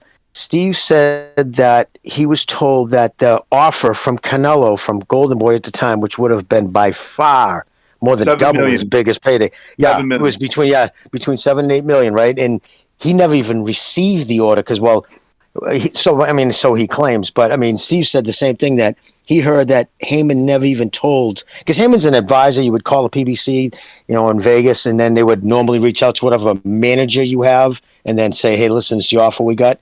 They're saying that it was turned down on its face from Al. So that goes to show you how little control these guys have over their own career. That he's making calls for them. Let's be honest. His brother, excuse me, his brother kind of, said, called him out. No, his brother said that's not what happened. Basically, he didn't say those words. He said, really? Yeah, he said you ducked Canelo. He said it. That's right. He did say that. He did say that. I would never do that. Yep. That means that he saw the offer, and when Al Heyman was like, "Nah, I don't think you should take that," he was like, "Yeah, you made a good point. That's right. That's right." His brother said, "I wouldn't have ducked Canelo." Yeah. So how would they have known that if he never received the order? Never received the order. Yeah. So his brother, his twin brother, is saying, blew up his spot. No wonder there's so much bad blood between them. His own brother, his own twin, blew up his spot. But they're both extremely emotional, man. They're both extremely. What's going on, Recognize? Can you imagine them growing up? How many fights they had with each other? Oh yeah. Listen, brothers fight. We all know this, right? And the closer in age, especially as a twin, I'm a twin. So Gonzalo, especially when you're closer in age, or like in your case, you're a twin. A twin. Yeah. There's a rivalry between you. Like I have two brothers that are close in age, right? They're like 18 months apart, some shit like that. And when they were younger, I mean, today they're like fucking, they're like best friends. But when they were younger, those two motherfuckers used to go at it. Shit was World War III in that fucking backyard. And some of that stuff starts to come back. They're all cool now, but if you put them in a room together, they start drinking or something. Give him a couple of beers. Those childhood memories come out. Let me tell you something, BDA. My quietest brother, my brother Bo, he's probably listening. That boy never got into no trouble. Was the good boy. He'll fuck both of us up now. Oh, that boy's wrestling game is on fucking point. I tell my other brother that, he's like, "Speak for yourself, motherfucker. He'll beat you, not me." Shout out to Bo and his wrestling skills. I want to show you guys another video here, just to let you know that the fun didn't end there with Charlo. This is a video that Gonzalo sent me. I was laughing my ass off. I don't know what the fuck's wrong with this dude. Look, he's got a chip on his shoulder, man. Look at his face. Like he's gonna go to war or something. So check this out, man. What's up, champ? You got a message for Canelo?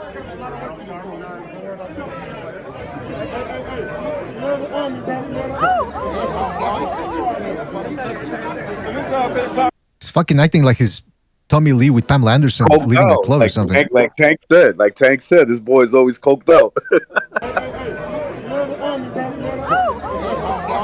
He looks like he's gonna jump off a bridge or something. He's gonna take his clothes off and try to jump off a bridge or a building or something. This guy's, he needs to go to rehab.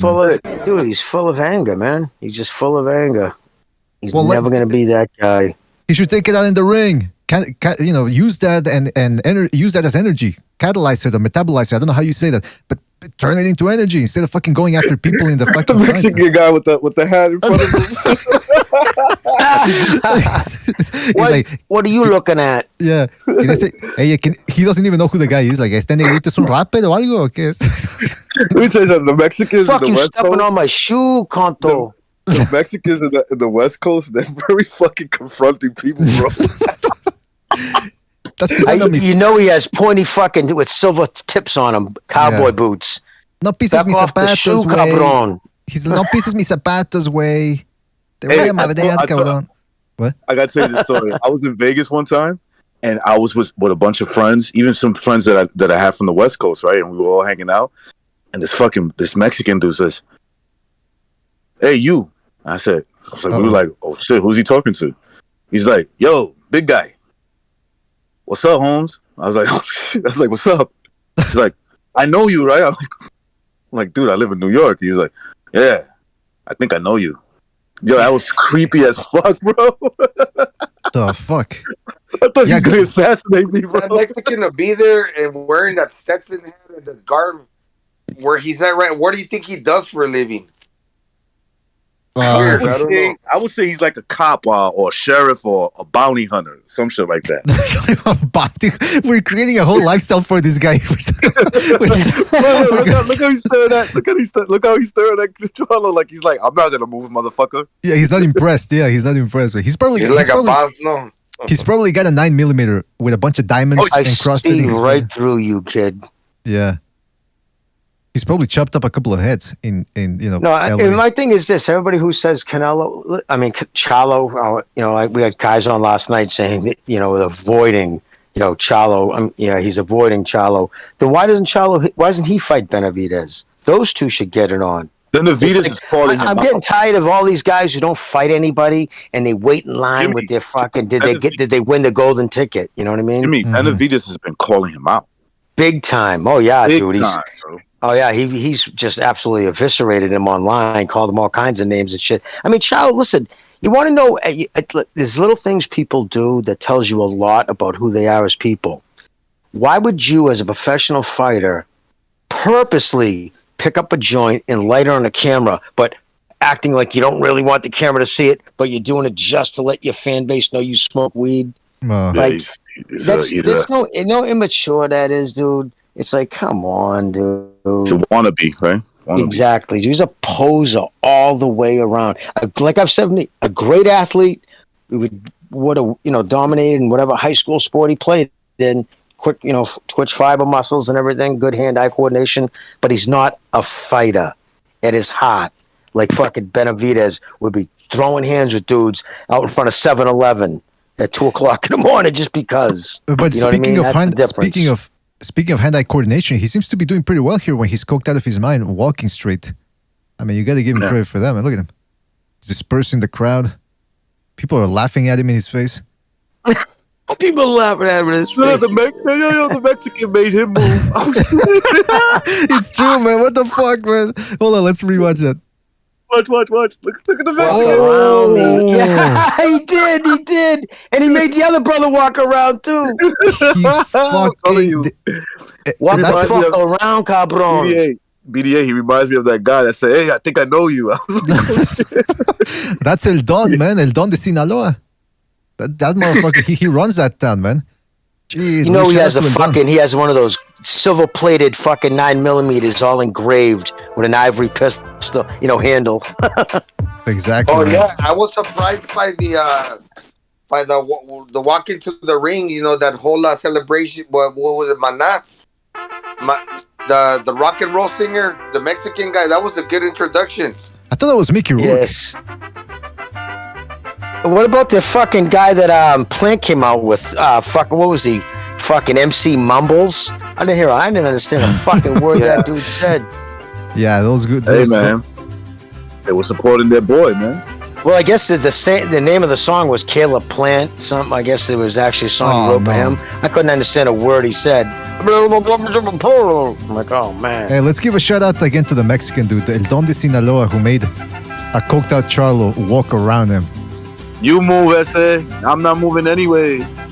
Fuck out of my face, Holmes. And then he made the other Charlo have to shake his hand. Look at this. Like, respect, bro, respect. Hold on.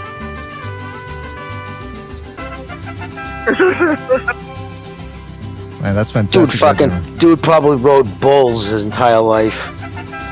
Man, he probably had to sleep under a trailer, hiding from the feds in the United States, hiding from ICE when he was illegally in the United States. No, but really, man, I mean, Charlo.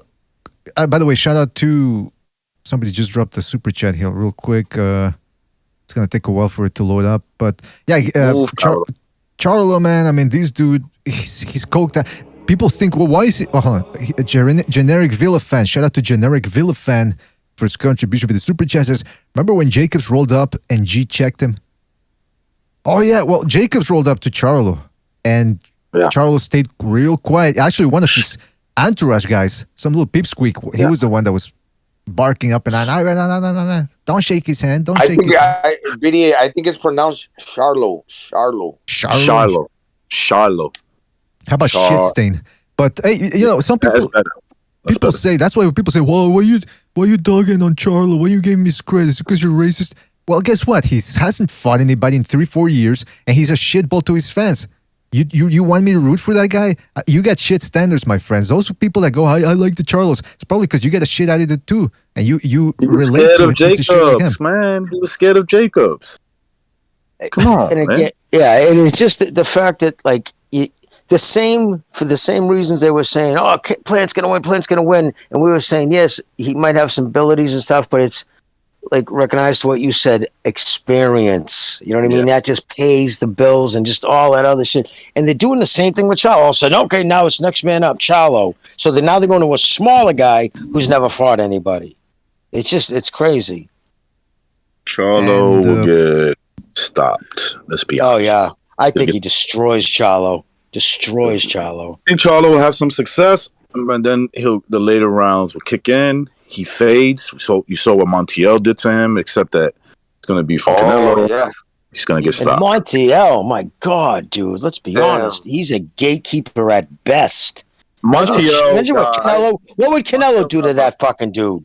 Montiel got a lot of power. That's the one thing I will say. He does have power. He has 100% knockout ratio in terms of how many fights he won and how he won them by. But he's not on, he's not on Canelo's level. So if he was doing that to him, you know what? Real quick, that's done to him. Montiel. That's Fernando Montiel's cousin, I think. Yeah, it is. They're related for sure. I think that. Yeah, they're related. How do you think that fight ends up? Canelo against Montiel, if they would have fought. No, Canelo knocks Montiel out. Exactly. Yeah. Hey, by the way, shout out to not. But the guy who goes all 12 with him is going to be Canelo. It's asinine. These people are nuts, man. Shout out to Not for his contribution with the super chat. He says that Mexican dude did better than Montiel. Well, I think both guys did good against Charlo. They both stood their ground and made him back up. See that? You know what? Maybe we're making too much of this, but that right there just shows you this motherfucker talks a big game, but then some short, fat Mexican, probably wearing tilts, had to make him walk around him. I'm telling you, BDA, there's something about the Mexicans out there, man. They're a little intimidating, bro. I'm telling you. That guy right in the crowd, bro, like I said, he said, hey, you. I was like, oh, shit, what the fuck? Not me, man. I would have been, ¿qué pues, man? ¿Nos damos a chingazos o qué? Ole, cabrón. Yeah. Aquí estoy. When you go to a Mexican party and you see the Mexican dudes kick up that leg on the wall, there's a lot of testosterone flying around. I would have gone into a machete fight with this dude. No problem.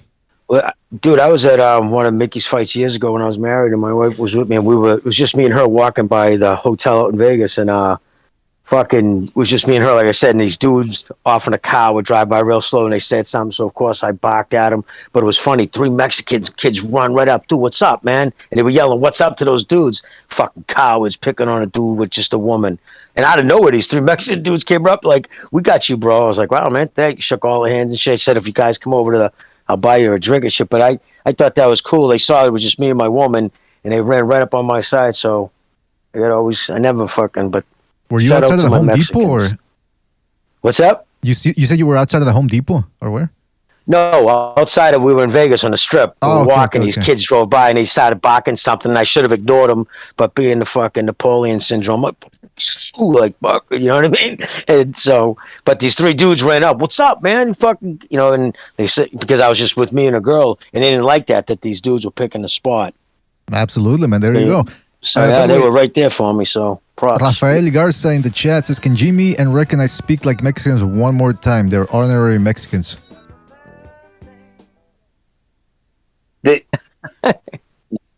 Did you guys see? I don't think they want to, man. Simon. There you go. Did you guys see Mike Tyson, Jim Carrey interview? I really like Mike Tyson. He's different now. He's really smokes a lot of weed. He's like wise. He's a wise man. Well, he actually attributes it to the weed. He smokes a lot of weed. It's made him kill. I think Mike Tyson is half Mexican. No, his son, Miguel Tyson. His son is half Mexican. He had a son with a girl from Guadalajara. But I'm looking at the comments here for the video. Charlo coked out of his mind, and one guy goes in Spanish. He goes, "The guy with the hat, he's got balls, man." he didn't get out of the way, and people are saying, "Yeah, that's right, man." He's probably from Chihuahua. They're saying, "Are people from Chihuahua?" Where does Canelo-Plant go from now? Well, first of all, before we get to that, shout out to Generic Villa fan again for his contribution. Really generous today. He says, Gonzalo, did you get karate chop before? Yeah, in my neck by a tall dude like 6'4". Jeez, I remember that. I can't. Yeah, I remember that. Yeah. But I was drunk. I got knocked out. I got knocked down. Damn, man, that's a tough guy, man. Took Gonzalo down. Shit. Yeah, and to Gonzalo's credit, he was a incapacitated Gonzalo. I was inebriated. Yeah, there you go, because when I was younger, I used to have like a big neck, but still, even then, I got karate chop and I got knocked out. Shout out to not. Well, shout out to not. Why not? And also Amok PvP for his contribution to the super chat. He says, "Don't mess with Brian Castano's uncle. He'll send a hit." Oh, is it Brian Castano's uncle that looks like a fucking Argentinian drug lord as well, or? Shout out to Amok PvP. I'm gonna have to look that one up, man. But El Boxy Castaño, he's a good fighter, man. El Boxy. I got a question to ask you now, because we saw Canelo-Plant training with Andrew Ward, and he does have a little bit of that Andrew Ward style where he'll turn the side of the body and use the shoulder roll. Did we get a bit of an indication of how a Andrew Ward versus Canelo fight would have gone? And if so, how do you guys think it would have gone? You know when the referee told Canelo-Plant don't pull his head down and Canelo don't go low, but it was kind of because Canelo-Plant was pulling his head down a little bit like that rough, like a dirty fight. Mm-hmm. I thought that referee did a pretty decent job last night. Overall, especially compared to what we've been seeing. La chinga tu madre. Russell Mora, was Russell Mora's father a referee as well? I don't know, man. BDA? I don't know. But in regards to that, the inside fighting from Canelo against Plant, he did look a little frustrated. Almost like he was locked in. Like his joints were locked and he couldn't really get much power in the clinch. So I can only imagine what would have happened if Andrew Ward would have decided to take it to Alan Green territory, just go chest to chest. I think on the outside, he would have definitely given Canelo a difficult target to hit. Because again, he would have just given, yeah. And it'd have to everything be in his, like if it was typical Andre Ward, where he was in control of the ring thickness, pad thickness, the size of the ring, the location, what gloves he could wear. If it was straight up, prime against prime at 168? I don't know. That'd be Andre's a pretty smart guy about tying people up and stuff, but I don't know. I really can't say, Yeah, the problem with Andre is he tends to fade way too much, man. Just like we said about Canelo-Plant. But the difference is, at least Andre is not shy of just completely going on the defensive and just clinching his way to the limit. I think that could potentially be problematic for him, for Canelo. But Canelo also, I don't know if he would be able to take the body shots. from Canelo. Caleb-Plant is bigger than Plant. Yeah. But you know what? Andre Ward likes to go to the body too. So I mean, I've seen many Mexicans do that where they're training in the gym and the two guys are going to the body back and forth. Now, if these two guys went back and forth to the body, I think Canelo would have like an edge because he hits a little harder, I think, than Andre Ward. Canelo, yeah, I think he hits harder than Andrew Ward. It's interesting to say because Ward went all the way up to 175 and actually looked a little comfortable there, but I still think Canelo's thudding shots just take the fighters out of their game. Absolutely. He punches harder than Andre Ward. Upstairs, Canelo's not a heavy hitter either because he's short. There's not a whole hell of a lot of leverage. He's not a big hitter upstairs. Downstairs, yeah, he hits hard, but upstairs is not there as people think. Mm-hmm. And right? He makes himself very difficult to hit because, like you said, he's shorter. Most guys that are 5'9", they can compete at this weight class. But Canelo, he knows how to fight small, and he's got that power. I don't know if you saw BDA. Yeah, I don't know if you saw the tail of the tape. They had Canelo at 5'7.5". Whoa! Oh. Yeah, man. Oh, that could be many things. Could have been. Never given his real height, I think. I've stood next to Canelo. He's not 5'7.5" either. Even when he was 16, he was taller than that. Were you taller than him, Gonzalo? I'm a little. Yeah, I'm 5'9" and almost 5'9.5". So if you were taller than him, so you were taller. He's probably 5'8". Maybe 5'8", 5'8.5". Yeah, I mean, 15, 16, you still grow. I mean, later on in life, you probably what age do you stop growing? Really, they say by 21, but I swear to God, I've been the same height since I was 18. Yeah, it's 21 on average. Some guys have continued to grow right up until their late 20s in height, believe it or not. It's just it's very rare. I was the same height. Jimmy, I was the same height, pretty much the same height at 18.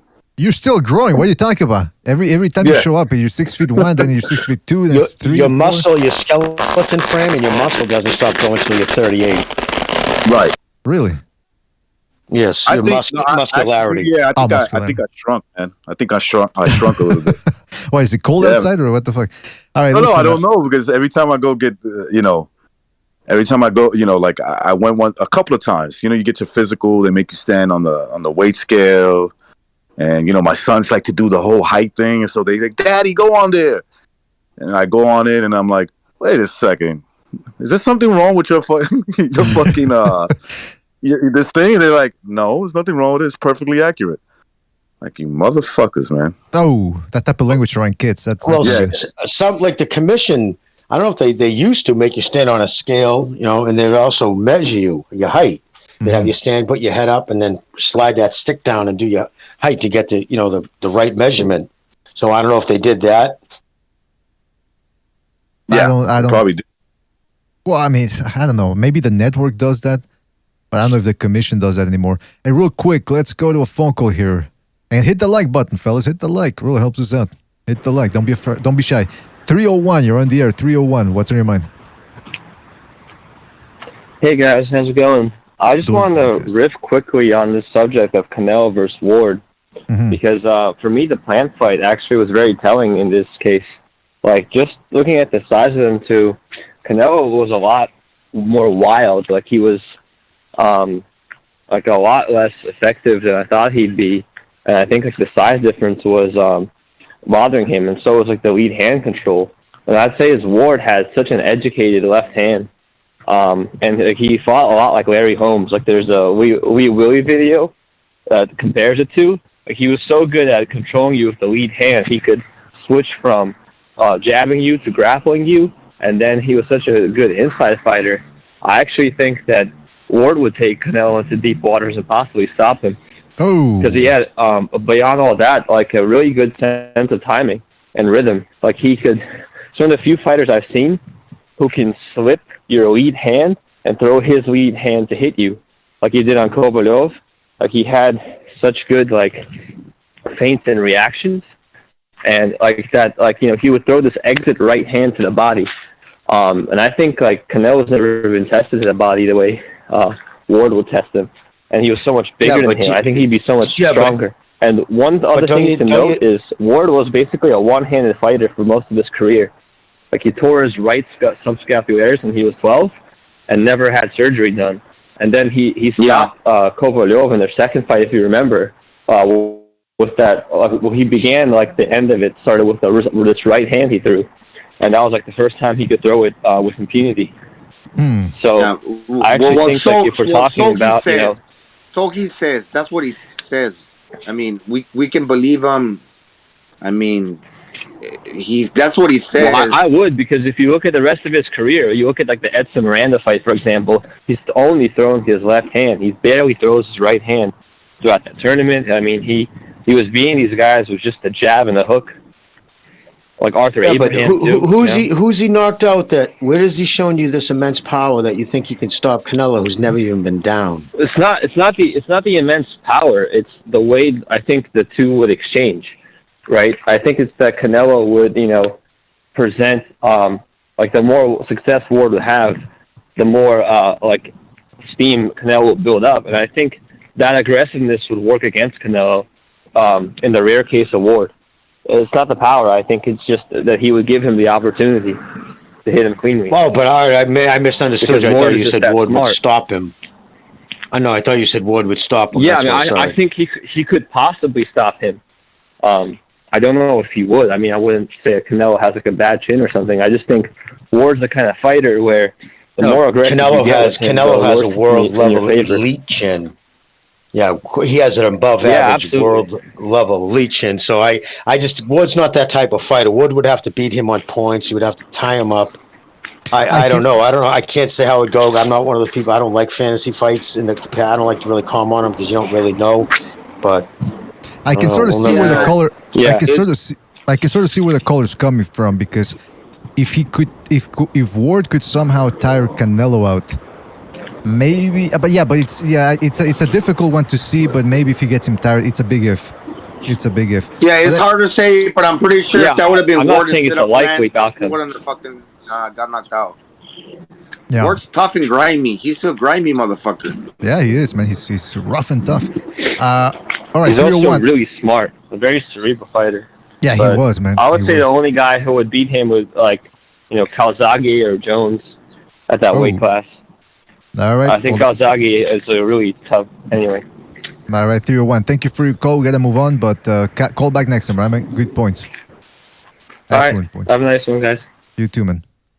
Yeah, that Ward versus Kovalev, though. I think that's the one. Kovalev won the first one. It was very competitive. Ward rallied back after the knockdown, but I thought, man, it's a shame that they didn't give it to Kovalev, man, because I thought he not only straight robbed his ass, straight robbed him. He won that fight. The son of God down. The son of God.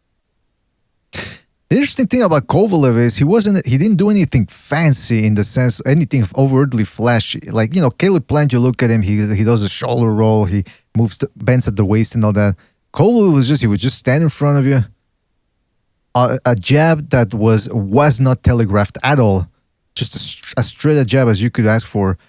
Right hands, wrist shots that looked like they didn't hurt all that much, but they would fucking drop guys. He was dropping guys with jabs and straight to the body. I mean, he was an incredible fighter, man, but just mentally, man, with the fucking alcohol, and it's just I think it's over for him. Then Ward was tipped off by his fucking Kovalev's trainer. Hey, his body is fucking garbage. He doesn't do body work. He doesn't. And you know what Ward said, which is so true about Kovalev, and the alcohol does a number on your legs. You ever notice, look at any drunk, man, they got scrawny ass legs and they got usually a distended stomach from their liver being swollen. Mm-hmm. That drunk walk they got where they look like they're walking in water trying to lift their legs too high. But so he said the same thing a lot of people say.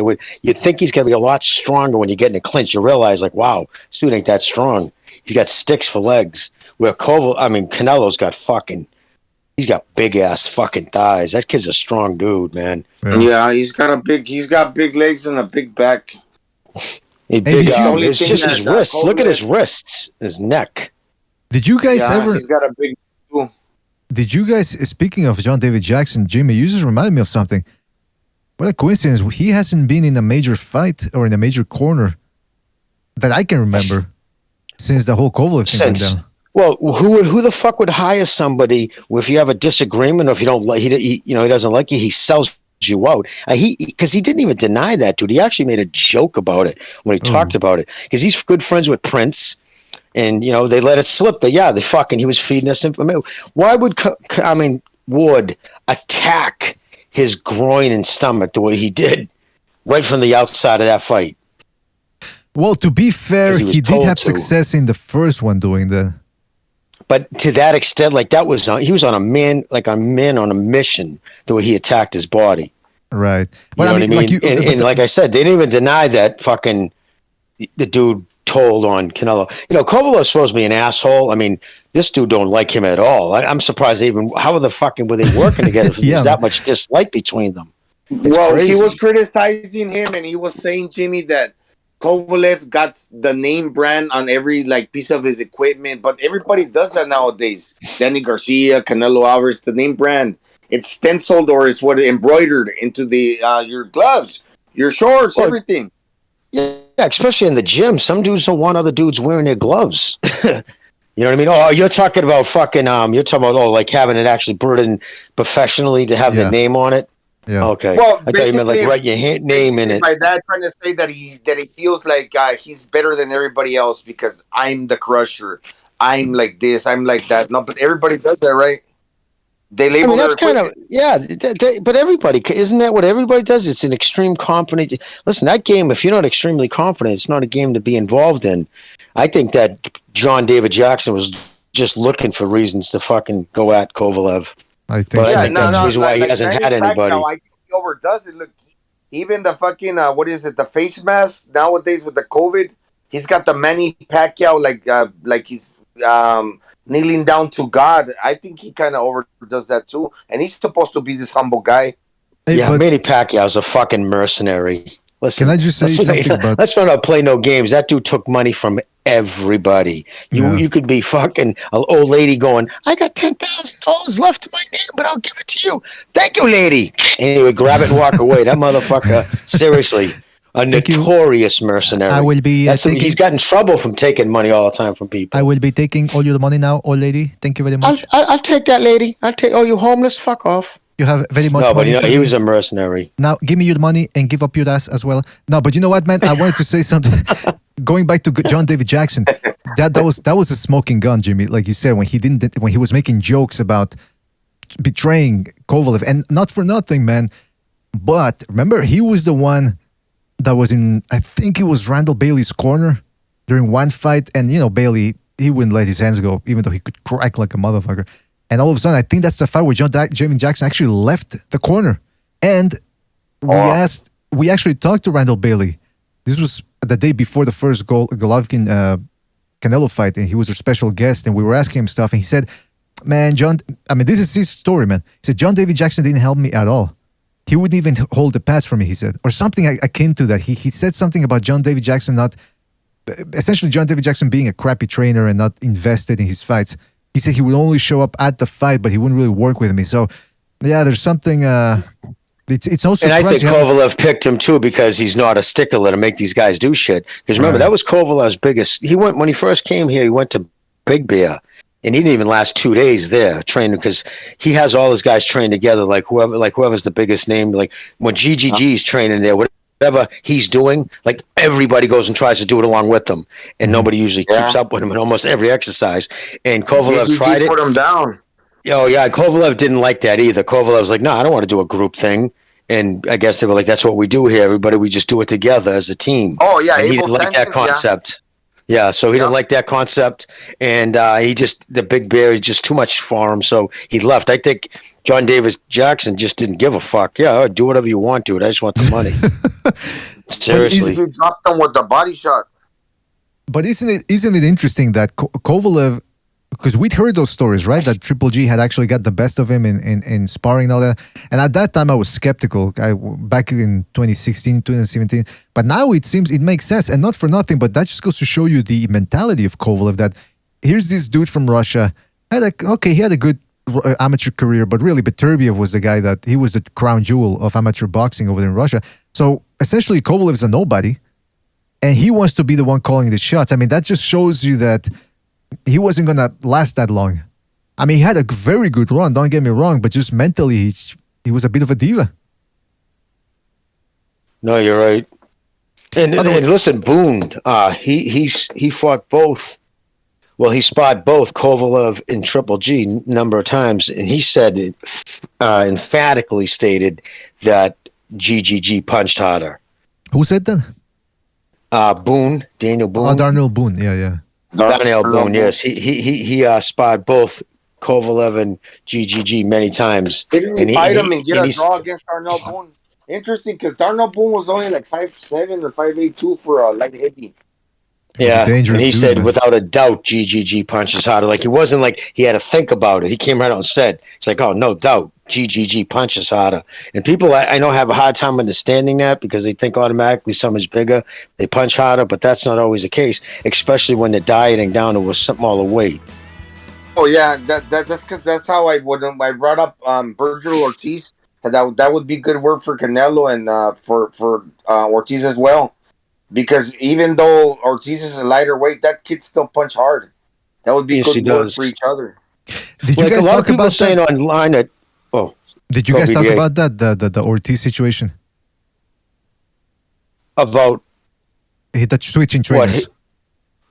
Well, we touched on it. We just touched on it that he went to Reynoso. I don't know. Didn't we just mention it earlier today? Maybe I might. Hopefully, he doesn't change his fighting style too much because he fought at a frenetic pace when he fought what's his kid, the Mean Machine.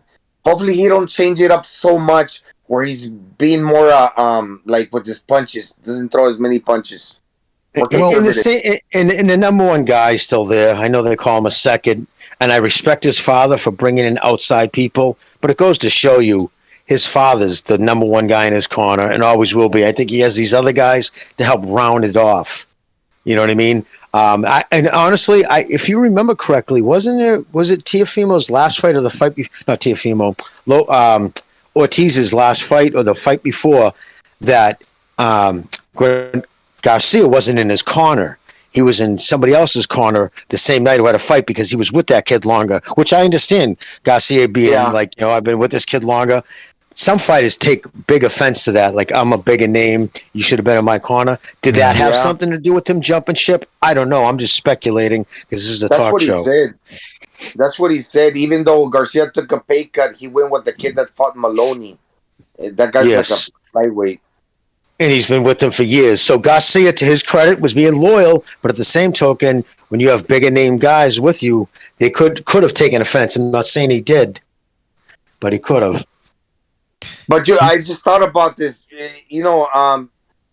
Ortiz has professed allegiance to Golden Boy. I stand up for Golden Boy. He even said it at one time after a fight. Now, Reynoso is Canelo team, and those guys departed from Golden Boy. Is he going to bring a negative energy into the relationship between Ortiz and Oscar De La Hoya? I'm sure Oscar wasn't excited when he heard about the news. I'm sure Oscar wasn't like, oh, that's great. You're going to sign with Canelo's people? I'm sure that didn't sit well with him. It was, speaking of De La Hoya, was he at the fight last night? I think I saw him in the corner with that. I'm sure he probably was. He's caught up with that bimbo that looks like a plastic doll. I don't know if he Yeah, she does look weird, man. I mean, look, I like a nice She's like a fucking blow up. Yeah, even Canelo's wife is already fucking with that plastic surgery shit. You can tell. It's like, why? You're too young, girl. Don't stop fucking with that shit. Wait a minute. So did De La Hoya divorce that Puerto Rican chick then? A long time ago, I'm assuming? No, they're not technically divorced. Just with Millie Courtier, they're married. They're just separated, I think. Ah, okay. So De La Hoya's Oscar's always been a pig. Yeah. Yeah, I can imagine what the fuck. But then you got that one bitch. They fucking interviewed Oscar De La Hoya, and she's answering his questions. And fucking Oscar De La Hoya is like, he's allowing her. Did you see that? I don't know. Yeah. Hey, what about, speaking of wives, what about fucking Anthony Jarrell? The only reason why he's still fighting is because his wife tells him to. Oh, that's what he said before the thing. Yeah, and they were talking about it on the fight last night, and Mahrez was like, "Well, I'm the total opposite. My wife doesn't want me in the ring," which is smart because a kid you could go blind, after what happened. But yeah, so his wife's still pushing him into that shit. Man, Durrell gets run over by Canelo, and you know, if Durrell had shown a little bit more craft to his game, I would understand him staying in there. But him and his brother, there's something lacking there. And for his wife to say, yeah, keep on fighting, that is very unusual indeed. Usually it's the likes family. the money. Yeah, that's what it seems like, man. Now, if I remember correctly, didn't Benavidez blow him out, Durrell? Well, he gave it, like, Durrell in the early rounds was keeping him a little bit honest. But I'm telling you, Benavidez, man, Bucho told me that Steve Kim last night said, well, he thinks Benavidez tends to slap a little bit. And it's true because he's got those long ET arms. His punches look like they're slaps. But I was watching, man, and I know it's just sparring, but I was watching him spar Kelly Pavlik when Benavidez was 15. He was already a tall motherfucker, and he was giving Kelly Pavlik the business. Again, I don't know how many rounds they'd been sparring. I don't know if Kelly Pavlik was in shape or not, blah, blah, blah. But a 15-year-old, they're sparring with the former middleweight champion of the world. And then I was rewatching the fight, like I said, against Angulo. I've always wanted to rewatch that fight, but it wasn't anywhere on the internet. On YouTube, the PBC, they finally posted it. So I said, okay, let me watch Zurdo Ramirez's fight against Angulo and then see how Benavidez did against Angulo. Night and day. Ramirez got stunned 2-3 times, and you could tell he was a little bit hesitant to go in there against Angulo, and he was just pity patting. Benavidez was like, fuck that, man, let's go. Took it to Angulo and just beat him up, forced him to quit. I mean, man, I think so far, I think Benavidez, of course, he hasn't fought anybody, not even a Uzcategui type fighter, but the fighters that he has fought, he's brutalizing them. It's hard to pinpoint because although he might not be the most heavy-handed guy, he's still a large kid. Like, he's basically walking around at 190. And since he's young, like I mentioned, he's cutting down, but he's putting that weight right back again. So in the fight night, he's like basically like a cruiserweight, right? Mm-hmm. It would seem that way. Let's not forget, fat weighs less than muscle. And he seems to have a little bit of fat. Like he's got pretty much no definition. And he's got tits too. So I'm guessing... That's because of stretched out skin. You know what I mean? Because at one point he was 300-something pounds. Jeez Louise. Yeah, that's why I got into boxing, because he was 330 pounds when he was 12. Yeah, do you remember when Steve Kim said that he saw two fat kids training in the gym, him and Andy Ruiz, and it's like, who are these motherfuckers? The next thing you know, they're world champions. Yeah. Oh man, hey, yeah, man. So I guess he got into boxing because he was picked on and because of his weight and he wanted to lose it. So that's the negative part about losing all that fat. But it's still, I mean, he's a target. I don't know, but he's just upright. You know what I mean? He kind of keeps his head still. He needs to fight. Honestly, Benavidez and Charlo should fight each other. They both need that kind of work before they face Canelo. I think Benavidez stops the dude, man. Me too. I think that's why Charlo's made all kinds of excuses not to fight him. But I might. Oh, by the way, let's go to a phone call because we got 5 minutes left on the phone line. So let's get to this person before they end. 702, you're on the air. 702, what's on your mind? Hey! I had to mute my channel to hear you guys correctly. I get you guys' humor. It's fucking awesome. I love it. I love what you guys are doing. There's a lot of platforms out here that are doing similar things, and we're seeing a big stall, I think, in the politics of boxing, which is, and I hate to say, there's a monopoly in the UFC. They're throwing on better fights. Right now, it's hard to go back and forth. What do you guys think is the holdup with a lot of this boxing? We see a lot of great phenoms out there, but the fights just aren't getting made at the pace that they used to be made at. Is there something that you see? If you guys could speak on that a little bit, I appreciate it. Love you guys, and I'm out, man. Oh, thank you, man. Thank you. Whoa, short and sweet. Jimmy, tribalism. Yeah. The tribalism of the networks. It started under Heyman's run at HBO. He's the one who really pushed that HBO against Showtime. And he did the same thing when he started the PBC. That was his intention, was to turn boxing into the UFC model. He was stating that intention for years. And then obviously he failed at doing that. Now it's pay-per-views from free, remember the hashtag free boxing for all, to the most expensive fucking promotional company to ever follow. But yeah, so that's the reason why. Listen, he doesn't, unless he's forced. Porter was forced to. It was a mandatory. It was either Porter looks like fucking a clown and walks away from a mandatory, or he took the fight. And he took it. But did you see Heyman? I want no part of this. Didn't even do a bid. Didn't even put up a bid in the price bid. You know what I mean? So he had no intention of getting involved with that. Fury and Wilder, that was fucking. I mean, it had to be made because there's the rematches and shit. And originally it was the cherry pick gone wrong originally. But yeah, every fight he's been involved in, cross promoted. I mean, over 200 fighters, and I think he's cross promoted championship fights, 8 of them in 6 years. Jeez, Louise. Horrible. Well, if I'm not mistaken, 2019 as well was a great boxing year because I remember I was even like on the BDA and I remember there was like fights back to back for like many weeks on end. But then all of a sudden the COVID, then fighters like Mikey Garcia, well, I don't want to fight because of the COVID because there's not an audience and I'm not going to make as much, right? So along those lines, that happened. We all know that. And you know what? To your point, Gonzalo, about Mikey Garcia, that's another problem that the caller addressed in his question, actually, because he says, look, the UFC, they get a monopoly, and what they do to their fighters is low class. They treat them like shit. But on the other hand, the positive side is they get the fights done whenever they want, or most of the time whenever they want. Here in boxing, Mikey Garcia gets paid $7 million to fight Jesse Vargas. So how much do you think he's going to ask for when they put a program in front of him or any other top fighter?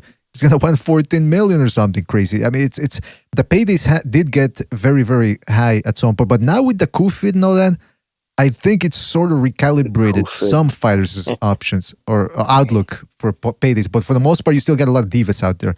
Sorry, Jimmy. So is it what you're trying to say? That when something bad happens, there's always something good that comes out of it. Absolutely, absolutely. That's the way we're supposed to look at it. And DAZN had come out and Eddie Hearn talked on it. The days of them throwing around big money are gone. They did that initial, and they I think lost money on that because they made big investments. But they've already said no more. And I liked how Mickey Garcia said, "Well, they didn't have the money in the budget." And Hearn's like, "No, we had the money in our budget. We just didn't have the money in the budget for what you were asking for." And that's why this loss he had was the best thing to happen to Mickey Garcia. He needed that loss to come down to reality of who he is and what his actual worth to the sport is. Because let's be honest, if Mickey Garcia walked away tomorrow, are you going to be like worried about like closing the showdown? Like, oh Jesus, man, why should we carry on? Who would give a fuck? Let's be honest. It's a good point. That's a great point. Yeah, I'm glad to hear that DAZN said that. Then again, Eddie Hearn also said pay-per-views on DAZN, so hopefully he's right about now, if that happens, dude, that's the worst mistake they could do. That will I will instantly fucking not only cancel my membership myself, I'll be so pissed to get people to put up money to do a monthly thing to avoid that and then to turn around and say, on second thought, fuck you. That would be, I think, the stupidest move they could do if they do that, introduce pay-per-views. I don't know if you guys can, I can't share my screen here or change the screen rather, but there's a photo. I don't know where it's from, man. I don't know if it's from another one of Canelo's post-fight parties or whatever, but it seems like it's a post-fight party and it says Felicidades Canelo, which means congratulations Canelo. And you see Eddie Hearn there with a drink in his hand and he's sort of laughing maniacally, it seems. I don't know if this was last night and if he's there to scoop Canelo up, but it's going to be interesting to see who Canelo fights. In fact, Canelo did say, didn't he? I think he said that this whole free promotional model where he's a free agent is actually the best to make the best fights happen. Is he right about it? Or? Well, he is if the other people are willing. Like Heyman wouldn't allow that unless there was multiple fights online, in the, on deck. Mm-hmm. Like he wouldn't have let just him come in and snag a belt and leave. I'm sure he expects him, and I'm sure Canelo will do it too. I mean, look at now. Here's the problem: you end up with those horrific undercard. When you tie all the money up into those main cards, those undercards aren't even almost worth watching. Actually, it's so bad because he has no money left to pay anybody. I mean, what did Jarrell get? $150,000 last night? $200,000? $500,000 probably tops. Yeah, and when's he gonna fight next? Right? Like when's his next? Yeah, pay? I mean, they don't feed him to probably Plant. Or Charlo, right? Yeah, Plant or Charlo. Yeah, Charlo, it'll be Charlo's first fight at 168. It'll be him. They'll feed him to somebody that they want a guaranteed win. Hey, but like Gonzalo said too, the fights went by fast, man. I was happy that they did it at 11:30. They didn't wait till midnight or whatever, because that's what some people were saying. It's like, oh, they're gonna main event walk-ins. Probably Well, they're going to do that because of UFC, right? That's what Right. everybody was saying. They're going to do that. But why would they? Because that's their competition. Remember, Showtime's in bed with Bellator now. They're not going to show the UFC any respect. You know what I mean? Exactly. Did you see the fixture? Somebody posted on Discord that Dana White was not ringside, octagon side. I don't know how you say it. And he was actually on a monitor. He had the Canelo fight on. And then he said, it's because I think he said he bet 100K.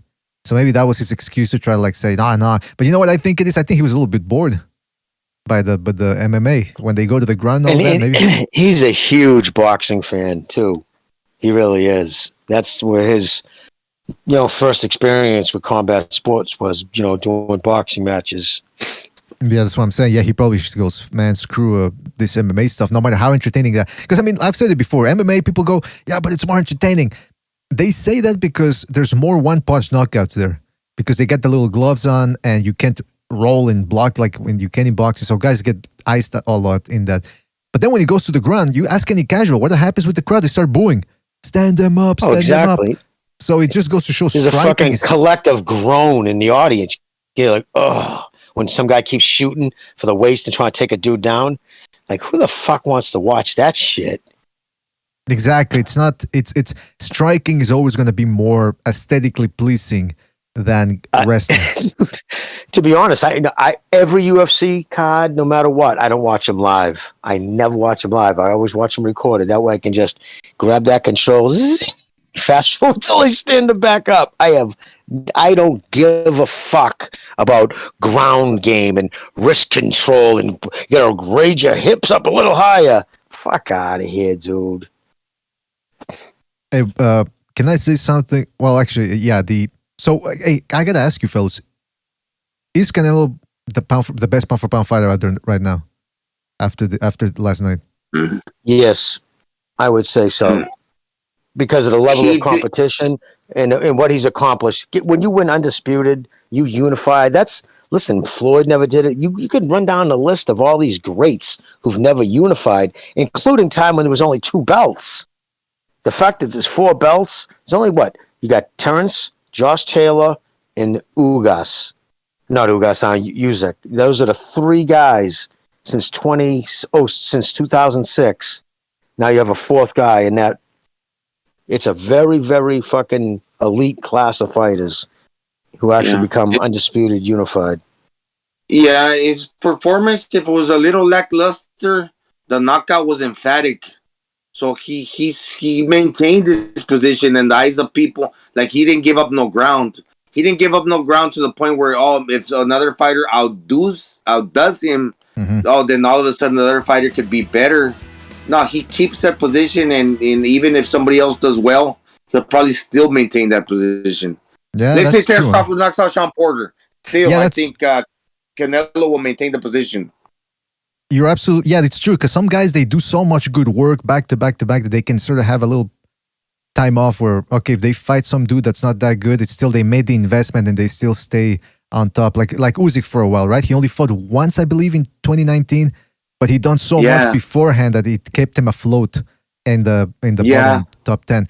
Speaking of the fights, man, look, we got next week. Oh, BDA, one thing, they knew he guy hasn't fought for a long time. What happened to him? That's what I was gonna say. His next fight, he's fighting some Thai fighter who hits hard, but again, he's never fought anybody, and he's only been a pro for 2 years. He's only been Steve Kim really he actually said something to Top Rank. He said something about that. I was like, what's going on, guys? You guys in control of this. This kid should be fighting every 6 months at least. Yeah. He's an exciting fighter. Just I don't understand it either. I understand him wanting to go back to Japan. He's a fucking superstar there. So I totally understand that. But this next fucking level of competition is bad. Well, speaking of Usyk, I think Inoue he's got the same type of mentality, he's the same type of discipline, the same type of talent and skills, where right now he's having a lull, but as soon as they can line up a string of good fights for him, he's going to be right back on top, man, because he will not be denied.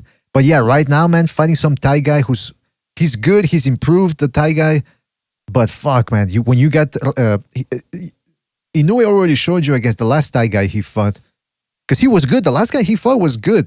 I mean, his resume wasn't all that, but he was a southpaw. He could crack, and Inoue just ran through the dude. So this type of Thai fighters who can hit hard, maybe they can do this, maybe they can do that. It's a big maybe. They're not terribly interesting fights. But hey, at least they're keeping him busy. Are we asking too much of these fighters because they're not fighting as many fights as maybe like 2-3 generations ago when Chavez, even Pacquiao, last generation, but they're fighting less. So do they have to fight bigger names now, or what? How's that work? Well, in a way, because the internet, you got the illegal streaming and more people. This whole thing about boxing is dead. Look at the crowd last night, man. Look at the crowd in England for Joshua versus Usyk. Look at the crowd for Wilder Fury, which is supposed to be a walkover, a done deal for Fury.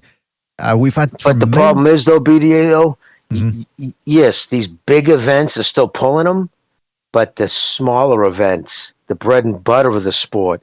When I was a little kid, I'm talking real little, every single weekend, usually multiple Friday, Saturday nights, there was fights on. It's New York City, every weekend in Madison Square Garden, it was a fucking good fight. And for that reason, that's why the sport was the most dominant sport in this country for half a decade, right up until the late 1970s. And hey, then, yo, Jamie, remember yes. Lucy, Ricky Ricardo, when they used to, like, in the show, they sometimes they would, like, an episode was, we're watching Thursday night fights? Yep. Yeah, exactly. No, it was crazy. Think about it, dude. Fred and Ricky Ricardo are watching Thursday night fights. Gonzalo, right now, people fucking, they're ready to suck each other's dicks when they even hit 2 million on free TV, right? Like, whoa. 70 million people tuned into a Muhammad Ali fight worldwide. 70 million. Now think about that. But does that put in perspective of where the fucking sport is now? Wow. And like 70 million. 70 million people watched that fight live. And there was less, Jimmy, there was less human beings and like that time, right? No, I'm not kidding. There was, right? Of course. No, by a large amount, dude. By almost 1 billion. Wow. The population explosion since 1990. We've never grown, this world by population has never grown as much as it has since 1990 till 2020. You know what? It's the largest 30-year growth in human history. It's an excellent point you made about the smaller shows not doing that great, but boxing is sailing. It's not, it's turbulent sailings at times, but it's still going on strong. There's always new stars coming. I mean, Buccio did that video years ago when Joe Rogan was debating DiBella, and DiBella really did an awful job of debating, but, Joe Rogan was like, man, De La Hoya's retired, Mayweather's going to retire soon, you guys got nothing, And look at boxing now. You got Joshua, you got Canelo, Pacquiao and Mayweather, they still strung it out a little bit for a while. It's just there's Ryan Garcia could be a big star. I don't think he's gonna live up to the hype, but if you just get another Ryan Garcia who can actually live up to the billing, and boom, you get yourself another superstar. Boxing, for as long as there's Mexicans, boxing is too diverse in terms of international appeal. You got British people in it, you got Colombians in it, you got Mexicans, Puerto Ricans, I should say, not Colombians, Puerto Ricans mostly. You get a good fan base in the Philippines of people producing fighters. Argentina still produces good fighters. Canada here, boxing is forget hockey. I mean, hockey is still number one, but boxing is the number two as well. So it's just too diverse. As long as you have poverty, you're always going to have boxing. If you're going to give people a way to fight their way out of poverty, you'll have it. Exactly. But at what degree will the sport still be around?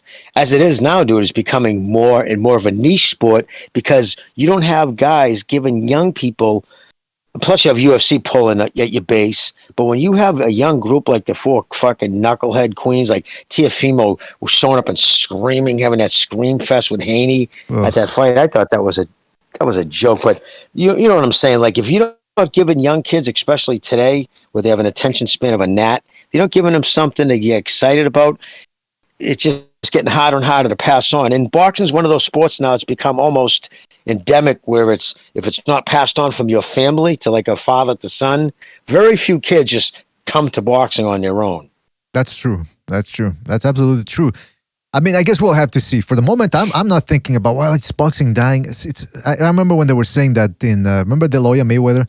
The fight to save boxing. Oh, yeah. The fight to save boxing. Get the fuck out of here. That's just something that, I don't know, some of these writers, maybe they they got nothing to write about, so they just hopped on that bandwagon. But boxing, a lot of that was Hey, MMA writers who were I saying that saw too. Ryan Garcia. Did you guys see Ryan Garcia? And they asked him a question about what did he think about Canelo's performance? And you could see, I'm not a psychologist, but you could see in that guy's face that he had like a look of concern because he's very easy to read. Like his semblance, you can tell a lot about the dude's his thoughts just by looking at his face. Did you guys see that? I didn't see it. No, I didn't. I mean, I didn't see the interview at all. You got like a concerned look or something. I'll go watch it to see what he says. Yeah, because like Jimmy said, the energy rubs off on these fighters. They're in the crowd, they're watching the crowd go nuts. They're watching the action. Listen. Why do you think fighters have a hard time retiring? It's not just the fighting itself. If the whole package is the crowd watching you fight another dude, everyone looking at you that you're the man. You made this guy submit or you beat him. Addictive. It's addictive. Yeah. This I kind of felt bad for Canelo-Plant because you had all those Mexican dudes. Some you never know how people are. Some people are just straight fake. Some people, oh yeah, Mexico. Not all those people are great people, but at the same time, they're all rooting for this one guy. So it is kind of like sucks for the other guy. I thought about that. Maybe I show a little too more compassion than I should. You know what I mean? I didn't like that they booed him when he was leaving the ring. I mean, when he was walking to the dressing room, it's like, come on, man, stop booing the kid now. I mean, he already lost. Yeah. No, there was this good spattering of boos. In fact, the announcer actually said, Jesus, the crowd's still giving it to him. Because they were booing him as he was walking by. It's like, come on, dude already lost, man. Give him at least clap. Because again, do you want to continue? Yeah, hell yeah. Do you see him? He's like, yeah. Like he didn't even question it. Like, yeah. Yeah, at least they didn't. Hey, you know what? I'd give him props. At least they didn't throw cups of urine at him. I think that's a sign of respect right there. Or bottles, like Mickey when he got pelted with bottles in England. They threw everything at him. You know what? Here in Canada, there's the big Bell Center where they hold the fights and the hockey games. When you buy a bottle of water or whatever, they take the cap away because people used to throw it into the fucking So. Hey, I guess anything goes. Well, they throw it on the ice, too, and it's because of the color. They're clear, they're white. They blend with the ice. You could really hurt a player. It's the same thing if you get caught throwing a penny or a nickel or a dime on the ice. Do they give you the bottle open or closed? Sorry. Well, I always ask for them to fucking open it in front of me. I don't want them giving me an open fucking bottle, man. Who knows? I'm a sexy motherfucker. You never know who's out there trying to get into my pants, and give me some Molly. They might slip some roofies in your drink, BDA. That's right. You never know. GHB, fucking next, BDA is getting pictures of him on the fucking internet. Next thing you know, man, seriously, my eyes were closed, man. You can tell. Oh yeah. Oh yeah. Oh, no. Oh yeah. Take it up the ass. Take it right up the ass. Oh man, God, who's playing that? All right, like those, like I said, those Marine dudes in San Diego. When I was in TJ as a teenager, I used to watch them. They go from San Diego to Tijuana, and they be making out with them homosexuals, and they be thinking. Oh shit! Discord shut off. Oh, shit! Just as I wanted to read the end of that story, man. Fuck. Hold on. I never kissed anybody so good who had an Adam's apple. Oh, but hold on. That's the way you can tell, right, Jimmy? The Adam's apple. Yeah. Adam's apple, and if they can palm a basketball, that's usually a sign too. That's a great sign. Yeah. Hey guys, sorry. The Discord shut off for 2 seconds. Could you just repeat the story? So the Marines in TJ were what? Yeah. It's just like Tijuana is a border town with San Diego, and San Diego has got a lot of Marines. And I recall, even before I was in the military, just like as a teenager growing up, down in Revolution Avenue, I used to watch the Marines go down there.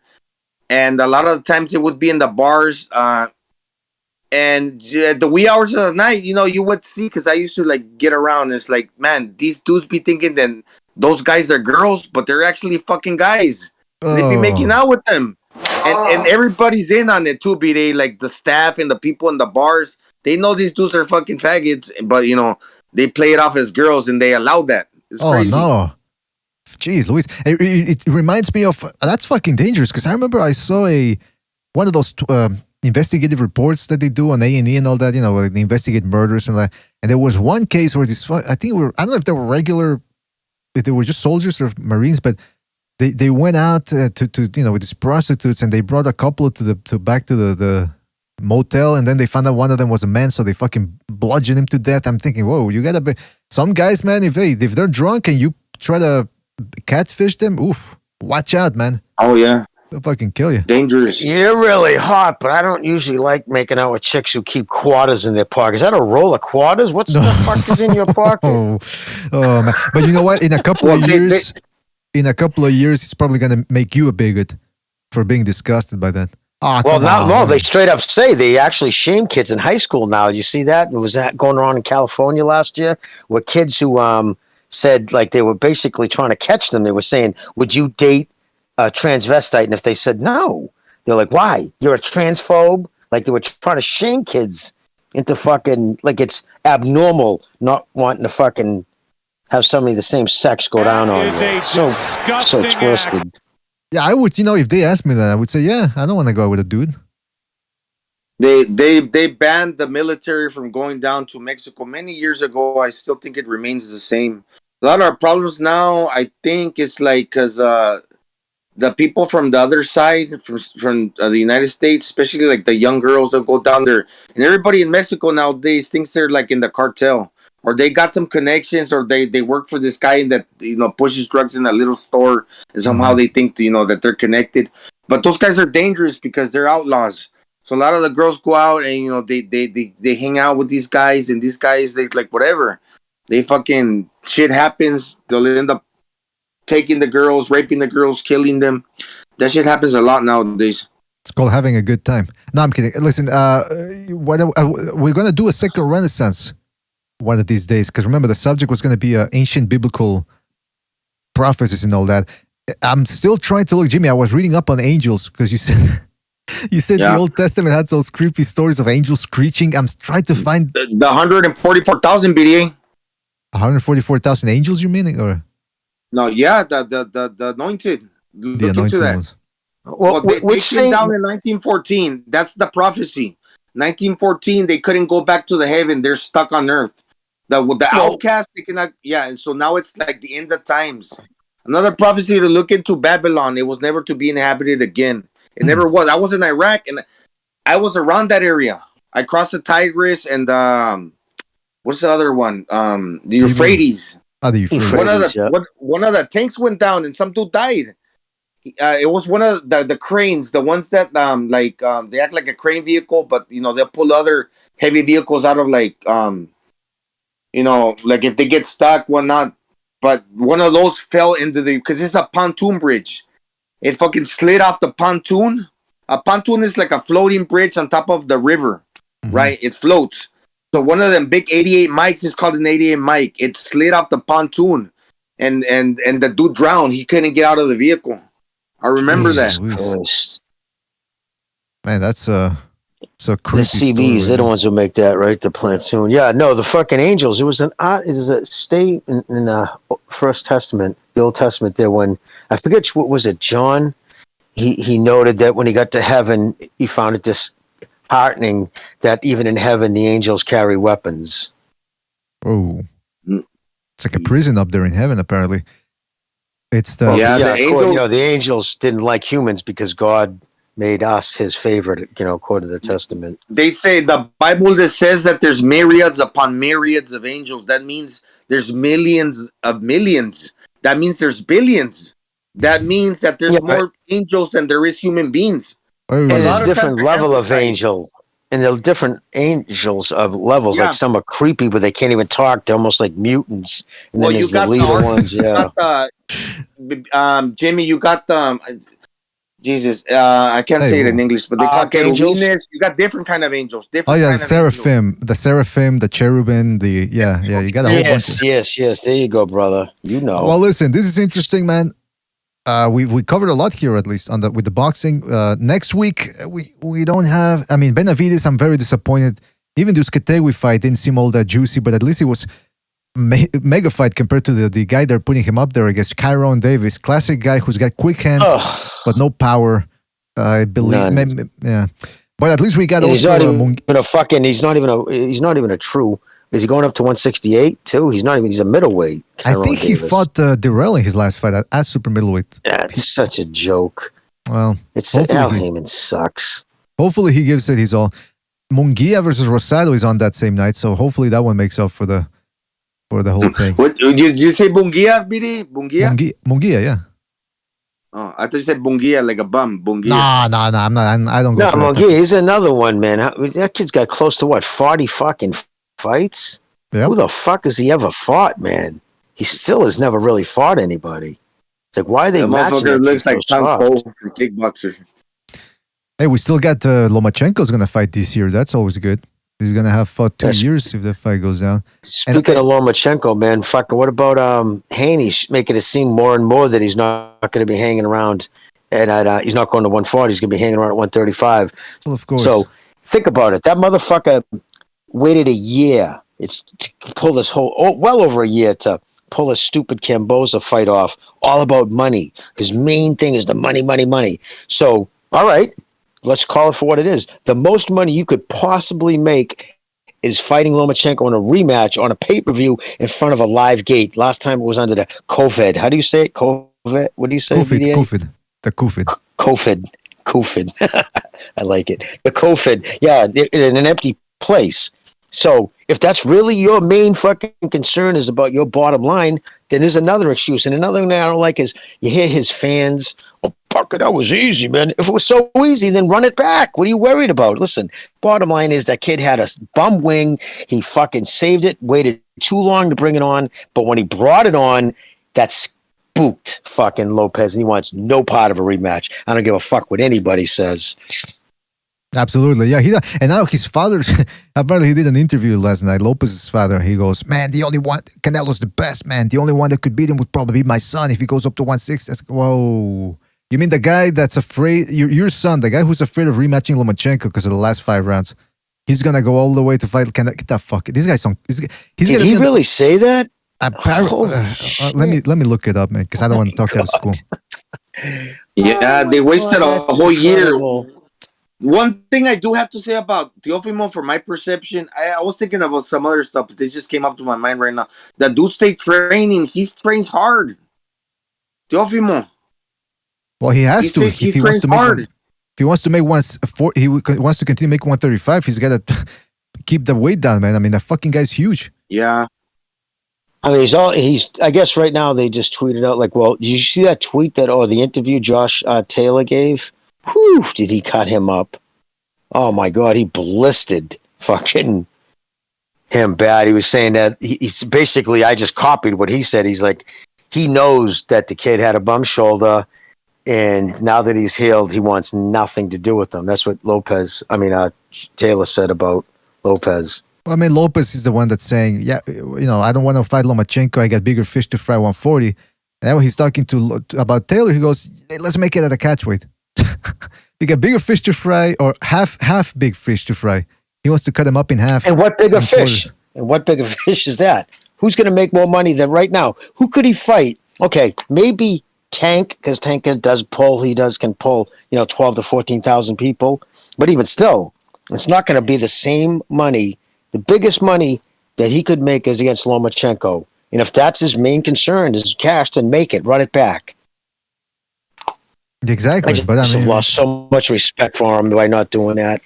In time immemorial in boxing, whether it was a fucking rematch clause or not, which is not always the case. They didn't always have those. It was just an understanding especially if you took a champion's belts and it was a close fight, and maybe even some people would say a disputed one. Mm-hmm. I personally think Lopez just edged it out, but when they were both fucking going at the same time, clearly Lomachenko had the edge, and Lopez knows that, Senior knows that, and they want nothing to do with the healthy Lomachenko. I wouldn't either, man. I mean, I guess from a preservation standpoint, it's the smart thing to do. Well, listen, fellas, we're gonna go probably do a second renaissance one of these days pretty soon. Got to do that. We said we're gonna do one on Angels and all that. So we're going to get ready for that. Hey, shout out to everybody that showed up here in the panel. I'm talking about Recognize. Bucho was here, Jimmy, Gonzalo, and myself, of course. And shout out to everybody who donated with the super chat. Everybody that called. Had a lot of great calls today, as usual. And shout out to everybody in the chat room as well. Thank you guys for joining us, man. Don't forget, you can check us out on Spreaker, iTunes, or Spotify. Don't forget to check out the documentary we did for Sean Porter versus Crawford, which is going to be taking place in a couple of weeks. And don't forget to hit the like button on the way out. That's all we ask, man. Not a lot. Small things. Shout out to everybody in the chat room. Goop, The Ra, Eparokua, Dr. Orr, What About Me, Shelton Film Productions, Johnny Blaze, GB Guthrie. Shout out to GB Guthrie. Group The Ra, Paul Cortez, Not, Jeff Lucieta, Heart Boxing Talk, Thrill Bollens, Paul Cortez, Alan R., Oscar Prince, Boateng, Rafael Garza, George H., and many more guys. You know who you are. Thank you for joining us. Really appreciate it. Catch you in the next one, folks. Take it easy. I'm disappointed in every one of you. I'm sorry, I don't mean to offend you. I'm disappointed in every one of you. I kiss you on the mouth. No.